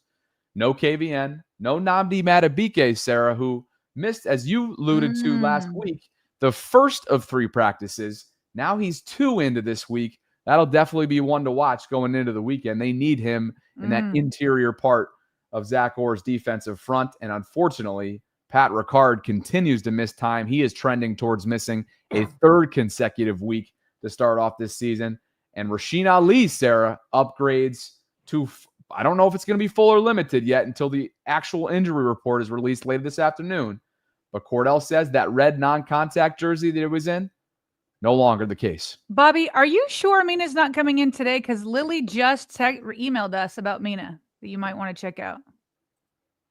Uh-oh. Da, da, da, da, da. This is worth a pause in the coverage. So I thought Mina was coming in today. You told me pre-show it's Monday. Uh-oh. Mina's trying to use a link right now, and it's not working. Uh-oh. Da, da, da, da, da. Uh-oh. Don't tell me this was an oversight on my part, guys. Why don't you keep reading some Okay, super I'm gonna chat? keep going with injury stuff and practice participation. I'm gonna let you figure that out. Oh man. Which stinks because she has a hard out at 1:55, of course. So we may have missed a few minutes already. Okay. You gave today's practice report update. We will let you guys know what's going on with Mina in just a second. So we're seeing a lot of the same guys missing today. I'm nervous about Nnamdi Madubuike. I think with the Lions rushing attack, that could be a problem. You've got Gibbs and Montgomery as a duo that is very good. So that could be a problem. Isaiah Likely sounds like he's there again. John Jenkins, he wasn't missing. Yesterday he missed for a personal reason. Marlon Humphrey was already full yesterday. And Rasheen Ali still in that same limited, no contact red jersey. So Patrick Ricard, the Ravens have found their solutions, but you still want them back, but they're still putting up 40 points per game. Nate Wiggins returning is a big deal. That would lose Nnamdi and Nate Wiggins and KVN. I feel like that would have been just too much. And for those wondering, people are speculating, and by the way, Jair Alexander, not on the injury report. He's been there. And so Jeff Zrebeck was asked about him not being on the injury report. And he said, well, it's not an injury thing with him at this moment. It's not the knee. It's just getting back into game shape and knocking off rust. So that's what Jair Alexander is doing. Could he still be inactive? Sure. As John Harbaugh said, it'll just be based on what he sees. And then finally, with Nate Wiggins, with him returning, people are speculating if this was the play where he got hurt after he had that interception, and then Chidobe Awuzie jumped on him, and he got up limping after that. So glad he is back. Guys, this was my oversight today on Mina, so my apologies, but she is just popping into the waiting room graciously. She's got a quick little window. So without further ado, let's bring her in. Mina, why don't you give me a thumbs up when you're ready to roll, and we'll bring you up on stage. ESPN's Mina Kimes joins us live right now inside the vault. First of all, apologies for the misunderstanding there on the link. Obviously, you're gearing up for Monday night. We're thrilled to have you on. We share your work very often inside this show. Sarah's with me as well. We're meeting for the first time. I saw you in Indy. We were actually right across from your table at one point at the Combine. But you're gearing up for Monday night. So let us know what you got coming up on Monday, first and foremost. Oh, we don't have your audio. We'll get that going momentarily. We are. Okay, now can you hear me now? Yeah, we got you. All right, so we're heading to Baltimore tomorrow. So I'm just kind of working on matchup reports. We got into a little bit on my show, the Mina Kimes Show featuring Lenny, but I'm kind of glued to these injury reports right now, trying to figure out what's going on with Isaiah Likely, who was the player I focused on as being important in this game. I'm really hoping sneaky big, I think were your words. Yeah, huge. Also just such an underrated player generally. And I think people forget how devastating the Ravens' 12 personnel play action passing attack was last year. So if they can get that going in this one, I'm pretty excited about it. Mina, we have 2 of the 3 highest scoring offenses in this game, both really good. Who do you see as having the edge, though? Well, I think with Detroit, and we've seen this play out for the first 2 weeks, it really just comes down to whether you can stop the run, right? You saw Green Bay when they were able to put Jared Goff into 3rd and longs. It's a completely different offense. Baltimore is more agnostic. As much as people talk about the impact that the run has on defenses, the way they play them, the presence of Lamar Jackson completely changes the numbers. Detroit doesn't have that with Jared Goff. So I think that's going to be key for Baltimore. I think early on the run defense has looked pretty solid. I was kind of interested in seeing what it would look like without Michael Pierce, who I thought was quietly a large loss for the team. Obviously not an every down player. But I think if they can stop Jahmyr Gibbs on early downs, then I think they've got a good shot in this, because I think on the other side of the ball, the Lions defense is outmatched.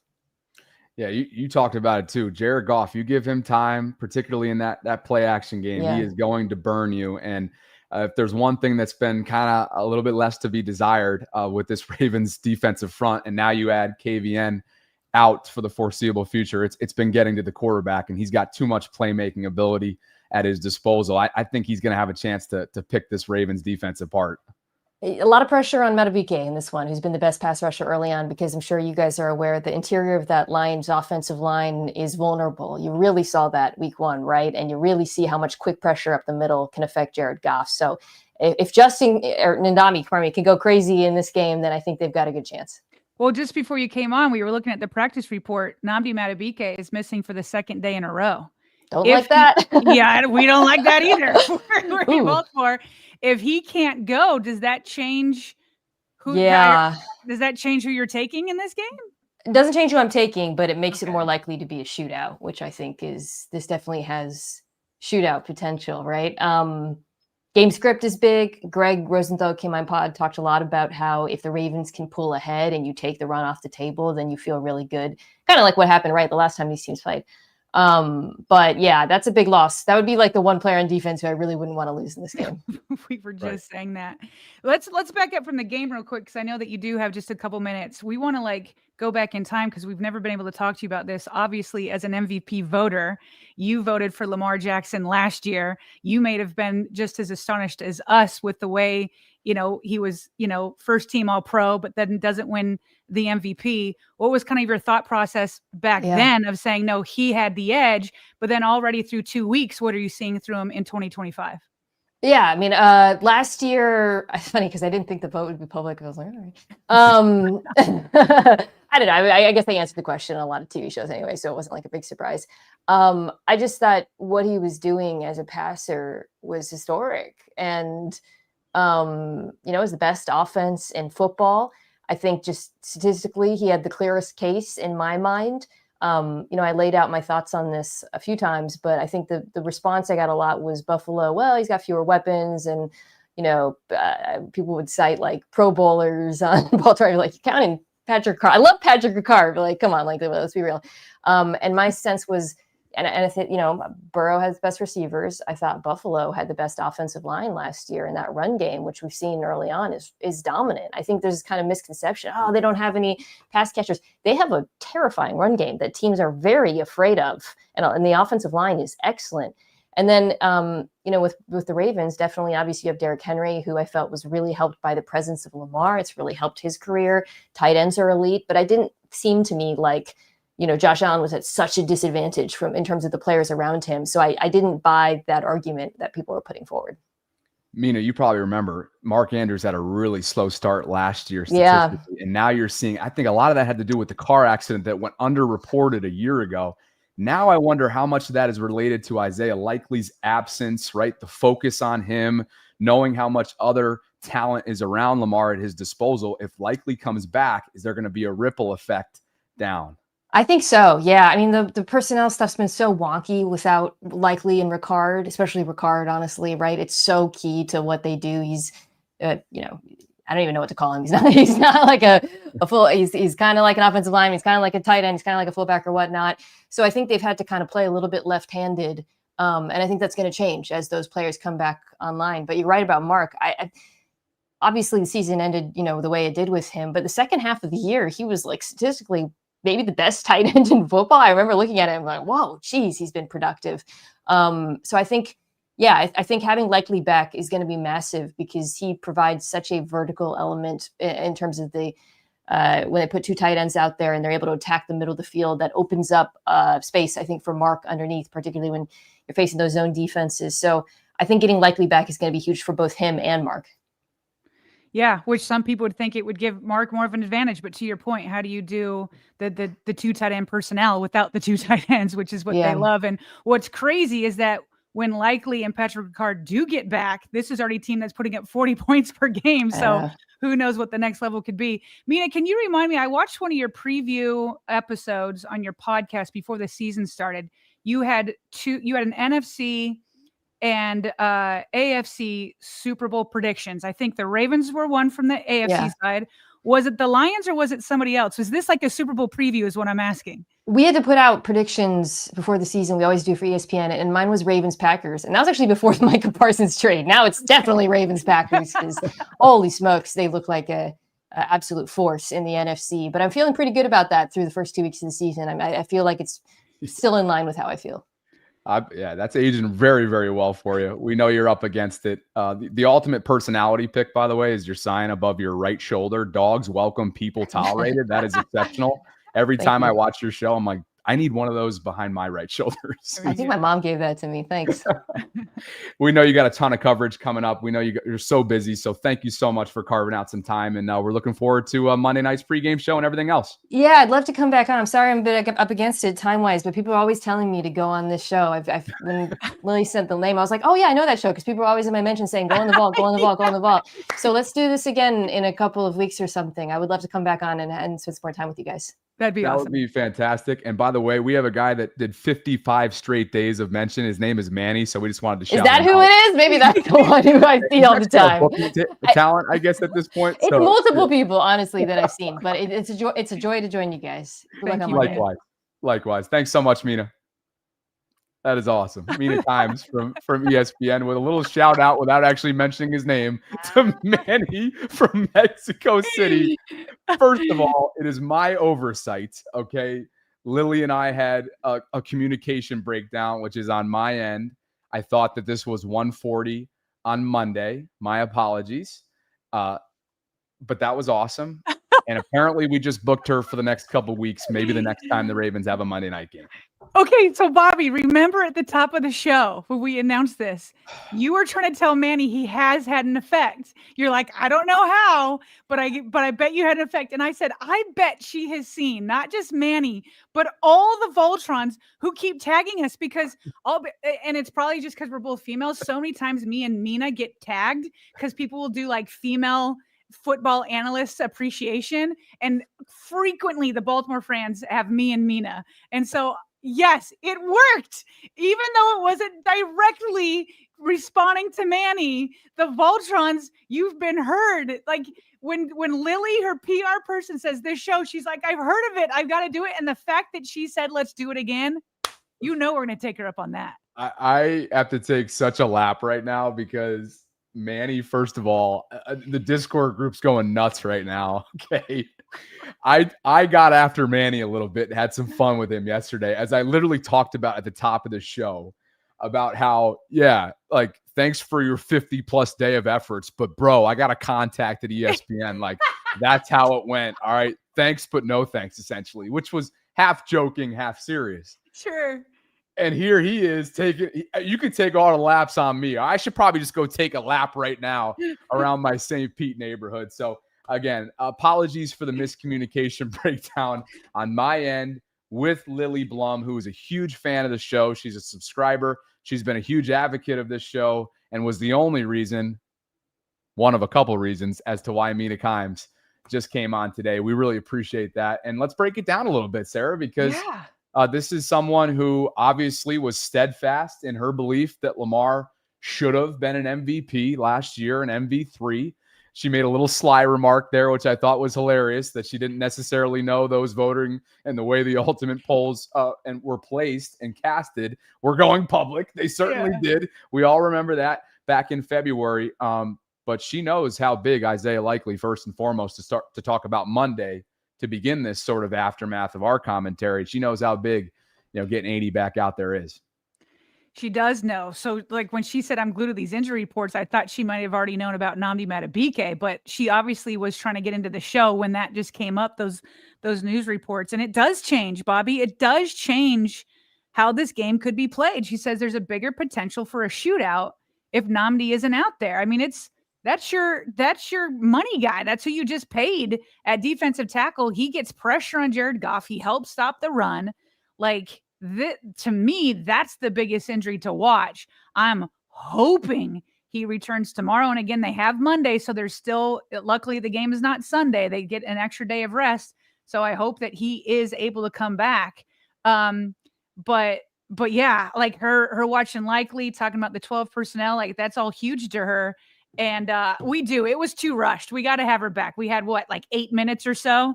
And you could even tell like she was cutting herself off on the answers to get in as many questions as possible. Yeah. To be clear, again, for those of you that this is going to be a repurposed episode. So maybe some of you are watching this right now, the 20-minute version of this rather than, what we're staring at right now, Sarah, which is coming up on an hour and 50 minutes of live formatting. I was of the belief that this was 1:40 p.m. on Monday, not 1:40 p.m. on Friday. And so that's the only reason why it was a little bit rushed. Apparently, she's just given us a verbal agreement to come on in the coming weeks, which we'll absolutely take her up on. Check if she's this out. interested in doing so. Did And go you ahead. see this? Lily, who's been our contact to get, and this was a team effort, Bobby. It was important that you reached out to Lily also and Manny. It was a team effort. Let's give credit to everybody. But Lily has already responded. She says, I can't stop laughing. Love it. We will get her on again for sure. Thank you, Lily. I gotta text her right now. I'm literally texting her. She's so great. LOL. We'll get her back. I'm gonna take multiple laps after this show.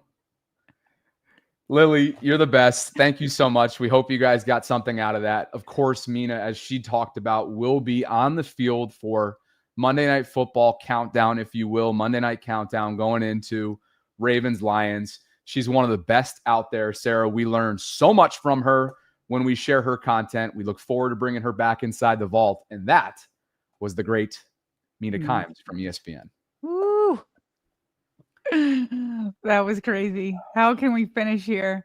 Okay. Where we were going through injuries, which we've now covered. We'll get some quick hits. We'll get some super chats and we'll get out of here because it's already 2:00. Kyle Hamilton he was asked about the defense at podium yesterday, as transcribed by Jeff Zrebeck. He said people were talking crazy about us week 1. Now they want to sing our praises. We don't care either way. He said Hamilton said that it's a 1-week life in the NFL. I agree with Kyle Hamilton. I will also reiterate what Rod Woodson said when he was on Kay Adams in this defense and him potentially becoming one of the greats. It's you have to do it on a consistent basis. So, from a football player standpoint, you can't listen to the noise. But if anybody takes this as a jab to anybody who's like a little up and down with this defense, I think it's fair because a great defense does it week in and week out, not one collapse 1 week and then domination the next week. We want to see more of a straight line and some consistency there. Sure. I'll look at last night, as we discussed off the top. Thursday Night Football was in Buffalo, and the Bills are 3-0. Dolphins are 0-3. And man, oh man, Sarah, there's one play. I was watching the fourth quarter, and it doesn't always come down to one play, but where the momentum really shifted in Buffalo's favor and just was so hard to overcome, I should say, for the Dolphins was a Zach Sealer, former Raven, one of Ozzy's final picks in his final draft as GM. Oh, he got called for a blatant roughing the punter. And it extended the Bills' opportunity. Sarah, you cannot, with Baltimore and Buffalo's potent offenses, you cannot make errors like that, mental errors really, or overly effort, if you will, type play that end up in errors. I'm speaking gibberish because I can't believe we just had Mina on. You can't allow and give and gift really more chances to offenses like this. That's what Miami did. And that's why they're staring at 0-3 in the face. Yes, and Bobby, but here's the takeaway I got. I did not watch that live. I went back and saw highlights and read about it and all that kind of stuff. And I saw the very play you're talking about with Zach Zeeler and having that roughing the punter. We've talked many times, Rod Woodson just said it, we played the quote, where the Ravens have the best roster or one of the best rosters in the NFL. I think it's a better roster than the Bills, although the Bills have a pretty dang good roster. I loved what Mina just said, that she did not buy into that narrative last year, that somehow he was overcoming a poor supporting cast. Thank you, Mina. Shout out once again. Here's the thing, though. Here's the thing. Sometimes to win games, all you got to do is be the person who makes the least mistakes. Dolphins, right there. This is the second time where the Bills benefit from somebody else melting down, somebody else making the mistakes. Sometimes, and it's always fun to have the 40 points. I'm here for the 40 burgers. But sometimes it's just a matter of dig your own grave. I'm not going to dig my own grave. I'm just going to sit here and wait for you to dig your own grave so that I don't have to. So that I don't have to beat you. You can beat yourself. And I still am waiting for the Ravens to get to that point. Boy, oh boy, do the Ravens have splash plays. And isn't it fun? And aren't the highlights great? But every once in a while, because you're not always going to be able to put up 40 burgers. I hope that I'm wrong on that. But you're not always going to be able to put 40 burgers. So sometimes you just need to play clean ball and let somebody else bury themselves. And that's what the Bills have done in 2 out of their 3 games. And that's why they're 3-0 here on Friday, looking pretty good at the beginning of the season in a cushy schedule to follow. Sometimes you win in strange ways. And speaking of highlights, to your point there wasn't a whole lot of them. There were a lot of dink and dunks last night. Take a look at the next-gen stats that you have on the screen right here. Josh Allen and Tua Tagovailoa, they combined to average 1.5 air yards per completion. That's the lowest mark in a game in the next-gen stats era, which dates back to 2016. Josh attempted only 1 pass over 10 air yards, while Tua completed as many passes behind the line of scrimmage as past it. 11 each. So this wasn't exactly the most high-powered attack, but you play to win the game. As Brian Kelly shared with reporters recently, that was a blow-up, interesting viral moment from LSU's head coach. But Sarah, not the most highlight-driven game ever. It goes down in the left-hand side of the win-loss column. That's all Buffalo cares about. Yeah, and I forgot to mention, we said Zach had an error, but so did Tua. Like, they still were in the game, even though they gave Josh Allen the short field. They still had the opportunity to go back and tie it up or take the lead if they went for a 2-point conversion. And then he put up a dumb interception. He played so well, and then when the pressure got big, it's Roquan Smith's quote: either pressure busts pipes or makes diamonds. And in that situation, it busted a pipe in Miami, and it busted a pipe with the Ravens in week 1. Couple things for me right now. I want to give our editor a heads up here, just in terms of we're coming down to the close here. Obviously, things have been a little bit discombobulated with Mina coming on today, which was amazing. Mm-hmm. Can you take us through the end of the quick hits? I'm going to let Brennan know. We're going to get some super chats, and ultimately, we'd like to do a last call right now. Today's Vault merch t-shirt giveaway, just minutes away from randomly divvying that out to someone in our live chat that's concurrently watching right now. And so get your final entries in with the hashtag Vault in our live chat. We'll get that ready to go. And Sarah's got a couple quick hits coming up before we get to super chats. Okay, quick hit here. There's definitely bad information going out on the internet, and we're in that era, especially with AI and just maybe some people with no shame or bots or whatever. But this Twitter handle, which I don't even want to name to give it its due, I'm just like, be careful about the information you consume. But this Twitter account puts Baltimore Ravens tight end Mark Andrews : and then gives him this fake quote. Said, "Football should be about the game, the competition, and the fans, not politics. Stop bringing up Charlie Kirk because it has nothing to do with what we do on the field." And then he puts, "Do you agree or disagree?" And if that wasn't enough for this account to just put that in tweet, they went and got an image and made an image over it and then put the fake quote over that. And it got, let me see, it got 5.3 million views. So finally, it got community noted, luckily, and then Mark Andrews quote retweeted and said, "This is 100% fabricated. You got the wrong person." Yeah, Mark Andrews doesn't make statements like that. He's just like tries to get away from that type of stuff as much as possible in terms of like putting out big statements. Then that ML football account took a clip, or didn't even use the clip. Took his Lamar Jackson's conversation on Sunday Conversations, and it's a comedy thing. And he's asked, "Is there any place you wouldn't play football?" And he said, "Just where they have a war." Right. So then this ML football thing takes it further and said, "Oh, he won't go to Israel or he won't go to Russia," and like made it, you know what I mean? Just like try to make him sound anti, certain people or countries or whatever. So then a Ravens fan replies and says, "This is a really disgusting way to get engagement. Here's what he said," and then use the actual clip to see what he was saying and that it was a comedy. And Lamar said, "Actually, I said," and then ... but I. And so just again, got to be careful about a lot of accounts out there.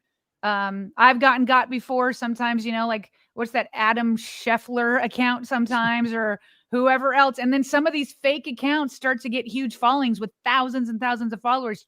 So you might think it's legit. And so just keep your head on a swivel, as they say, and make sure you're getting the correct information out there.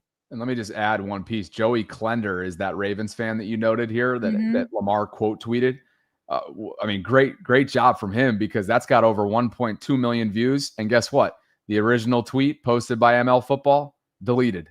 So they were shamed into deleting it. It never should have been there in the first place. Mark and Lamar never should have been dealing with this nonsense in the first place. So well done, Joey Klender. He's a part of the Ravens flock, a Penn State grad, 2018, I believe. He's tweeted at us a time or two before. So well done, Joey. Okay, and I wanted to give just a shout out to two people asking for help. Lacey DeCosta, I meant to do this days ago, and I just was reminded about it when I saw a Torrey Smith video. She had asked a couple days ago, put up this image of the resurrected Jesus Christ. By the way, that's the image I have on my necklace that I wear around my neck daily, is the resurrected Jesus Christ, just to remember that through him you may have victory over everything, including death, and he can swallow up the sting of death in his resurrection and atonement. But she puts up a statue of that and asks for prayers for her mom.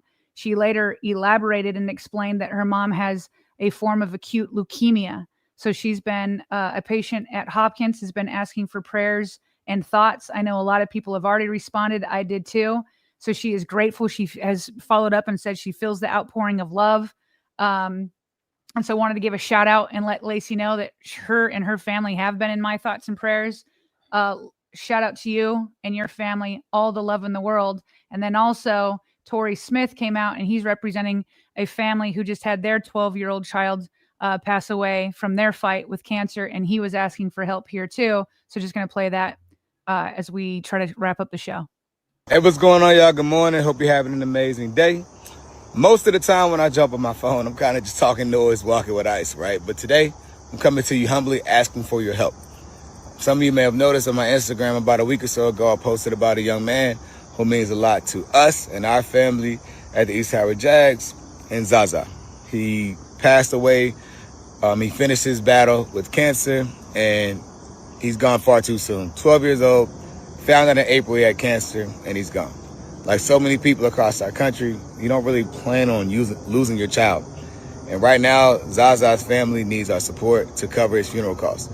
I have 2 tickets that anyone that donates to Level 82 between now and Sunday, you'll have a chance at winning those 2 tickets. And for us, that's a small part of it. We're going to try to help in every way we can, but that's just a part of trying to help it. So why do I need you? Because obviously some of y'all may want to go to the Ravens game. Some of y'all may have family members that have been impacted by cancer. Some of y'all have maybe covered funerals and you know how this stuff costs, but we need your help. If we can get a few hundred people to donate $20, and that money can go straight to his funeral expenses, we'll get it covered. All right. So I'm banking on our village, our family at East Howard, our family at Level 82, our Baltimore Ravens family, 49ers, Panthers, anyone that supports me. This is one of our own. All right. And we'll appreciate y'all's help, and y'all can win tickets to the game in the process. So thanks in advance. And for anyone out there that's battling cancer, dealing with loss, you know what I mean? We're thinking about y'all. It's not easy. It is not easy. I'm still learning to deal with death. I understand that. I get it. We all got to go one day, but it doesn't make it easy. And when it's a child, I just couldn't even imagine, right? But the beautiful thing about this life and being able to wake up this morning is that you don't have to experience it to have empathy or support someone else, right? You don't have to be able to feel that. You should just be able to see it and know it's wrong. So for me, I feel it in my heart. This is a family member to be able to support them, and just like anyone else out here, right? If I see them going through something, I can support them, I do. Because it doesn't have to be me or mine to relate to it, all right? And honestly, we need more of that in our society. So if you can, $20 donation, you got a chance at going to the game. And even if you can't donate that, it's on the website. You can donate any amount. And again, it'll all go directly to funeral expenses. So thanks in advance. Appreciate y'all. And again, for those that are going through some things, we're praying for y'all. Y'all have a beautiful weekend. Peace. So you can go to Torrey Smith's Twitter account, and he's got a link there directly if you feel inclined to support this family that is obviously close to him. So just wanted to help him out because he has to get the word out. Two great ways of ending the show. In the meantime, during that video, I went ahead and grabbed that fundraiser link that Torrey's selflessly doing, as he always has throughout his playing days and post-playing days. He's always been philanthropic-minded. I just pinned that in our comments section in the live chat if you'd like to donate. And obviously, there is a little bit of an incentive there outside of just the past, your generosity and whatnot, and your heart of potentially winning tickets. So twofold there, right? You help people out in a time of need and potentially give yourself a chance to sit inside the bank on Monday night, courtesy of Torrey's generosity. So again, that is pinned in the live chat. And to your point, you can also find that easily on Torrey Smith's Twitter account. And thank you for also bringing that up. I reminded me that I needed to text Lacey, and I just did. We're wishing her the best, her mother the best moving forward. She has maintained and reiterated, been adamant that her mom is in great care at Hopkins. And so we wish the entire DaCosta family the best. And we thank you guys for being here today on what has been one of the more memorable shows. We've covered a lot of ground. Let's get to some super chats. Bobby, may I make a suggestion? Sure. Okay, what if we did the giveaway draw now so that as we go through super chats, it gives the winner time to get back to us? Bring it up. Okay. Yep. So remember, you need to be here. We're going to try to buy you as much time as possible because we are at the end of the show here. Get them in right now. This is the last call. You can still get in here. I'm Use giving you 10 seconds. We'll do a countdown from 10, 9, 8, 7, 6, 5, 4, 3, 2, 1, and we're drawing. Okay, remember, this is for a t-shirt of your choosing on the vaultpod.com/shop. It's our new apparel line. It's the Purple Friday giveaway. Who's it going to be? Tez Lacey, who also, Sarah, not only used the hashtag, but I remember it, he left us a super chat. So congratulations to Tez Lacey. We'll leave that up on the screen for the time being.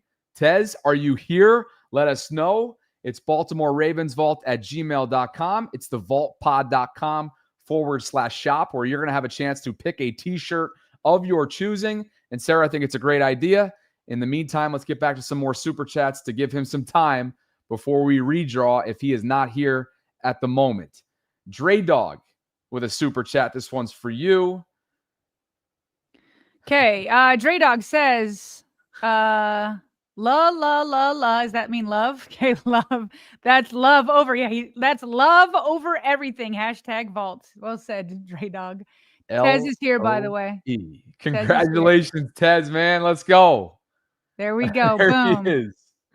What's going on, brother? Thank you for your support. We'll try and bring up your past super chat because I know, again, you did not need to do a super chat, but he did. And how awesome is it that he's today's winner? This was well earlier on in the show. Tez dropped a super chat. So Tez, BaltimoreRavensVault@gmail.com is how you let us know which specific shirt that you would like after you go visit thevaultpod.com/shop to ultimately claim that thing. Tez, we need an image or a link to the shirt that you want. We need the size and we need an address to send it to. Thank you. And this is what it was earlier on the show, almost an hour ago. 1:05, this came in. So Tez, Sarah just had it right there, your instructions. You see the BaltimoreRavensVault@gmail.com email that's going across our screen right now on the bottom line. We look forward to hearing from you, man. And Sarah, let's finish up with these super chats. Absolutely. Let's see. Right here. I got you. Go ahead. Archives Prophet says, Mina, Lot G on Monday night. Bring the crew. Sod Blitz, Mina, the best analyst in sports media. #Vault. And Bobby, I don't want it. I'll let you read this. PHP says Bobby blew it, Bobby blunder, Bobby boo boo. #oops. Luckily lived to tell the tale. I'll wear that one though. Mike, Hey, writes, but listen, maybe the blunder is what led her to say, "Hey, I'll come back." Right? Because she knew that she was only here for like 7 minutes. Well, you know what's funny? Maybe it was a blessing in disguise. That's how we have to look at life. You know what's funny is I mean, there's no need to whatever. Like I'm wearing this on the chin. Lily did say she never actually specified what day it was going to be, but whatever. I could have been more specific. It is what it is. Lily going above and beyond to do this was awesome. Yep. Mike writes, Manny missed this. I tried calling him and everything. You know, he set the alarm for Monday. Bobby is officially on my you-know-what list. I will go live later this afternoon. Manny never misses a late afternoon live stream, and I will make sure to pay my respects. Sod Blitz 34 for you. He says, so I went to the dentist on Friday. They told me my appointment was on Monday. Life happens. I'll take whatever Mina I can get. #Vaults. There we go. Wildlife Wale says, missed Eric and Mina running errands. Got to go back and catch up. #Vault. And that's just a reminder, good reminder for us that later today you will have it available on the best of playlist section. Mina Kimes and our one-on-one exclusive interview with her ahead of Monday Night Football. I'll gather myself. It's another 50 spot and a magenta and a burger in the form of a $50 super chat from Eric Hill. Go ahead and read this. And Eric says, I have to go out with a bang. Enjoy your weekend. Be blessed and be safe. I'm excited for Monday. Bring the energy. And if you can't make it to the game, still bring the energy. Road trip begins Sunday. #the Vault. #Vault. Eric, you be blessed. You're already blessing all of us. We hope you have a blessed weekend. I can't believe today's show. Honestly, this is ridiculous. Ma! The meatloaf! Meatloaf! It's a Friday meatloaf. Serve it up, baby. Chef Trez, Chef Lacey, Chef Eric, Chef PHP, everybody's chefs. And we're here on a Friday. Unbelievable day. Nate Thomas brings us to the tail end, and he says, was great to have Mina on. Prayers for sick Kids. Mrs. DaCosta's mother? Well, or Tori Smith's friend. Okay. Whose 12-year-old passed away. Yeah. Yeah. Thank you, Nate. Great sentiments. We echo them. #Vault. And congratulations to Tez Lacey for winning our Purple Friday giveaway. Shout out to our patrons, Mark Pankhurst and Christopher Saxey. Thank you both for believing in what we're building. If you guys are interested in doing the same and joining our wonderful community of patrons, you can visit patreon.com/RavensVault podcast. Thank you, gentlemen, for all the support. And thanks to all of you for spending part of your Fridays with us. Sarah and I will be back with you on Monday. We will have now definitely a Detroit guest for our game preview, if you will. Thought Mina was going to occupy that role, but she came in today. We look forward to bringing her on again down the line. Seriously, that was so generous of her. And thanks to Lily Blum on the PR side of things for getting it done for us. For Sarah Ellison, for Eric Hill, all the way back when, for giving out 4 total tickets to Monday's Ravens-Lions game, to Tez for being this winner's, and I should say today's winner as far as our Purple Friday Vault merch giveaway. Man, we are so blessed to have such an amazing community today and every day inside the Vault. Guys, we will catch up with you on Monday, if not before. I'm Bobby. She's Sarah. We'll catch up with you this weekend. Enjoy yourselves. Safe Friday, safe home. Enjoy it. We'll catch up with you soon here inside the Vault.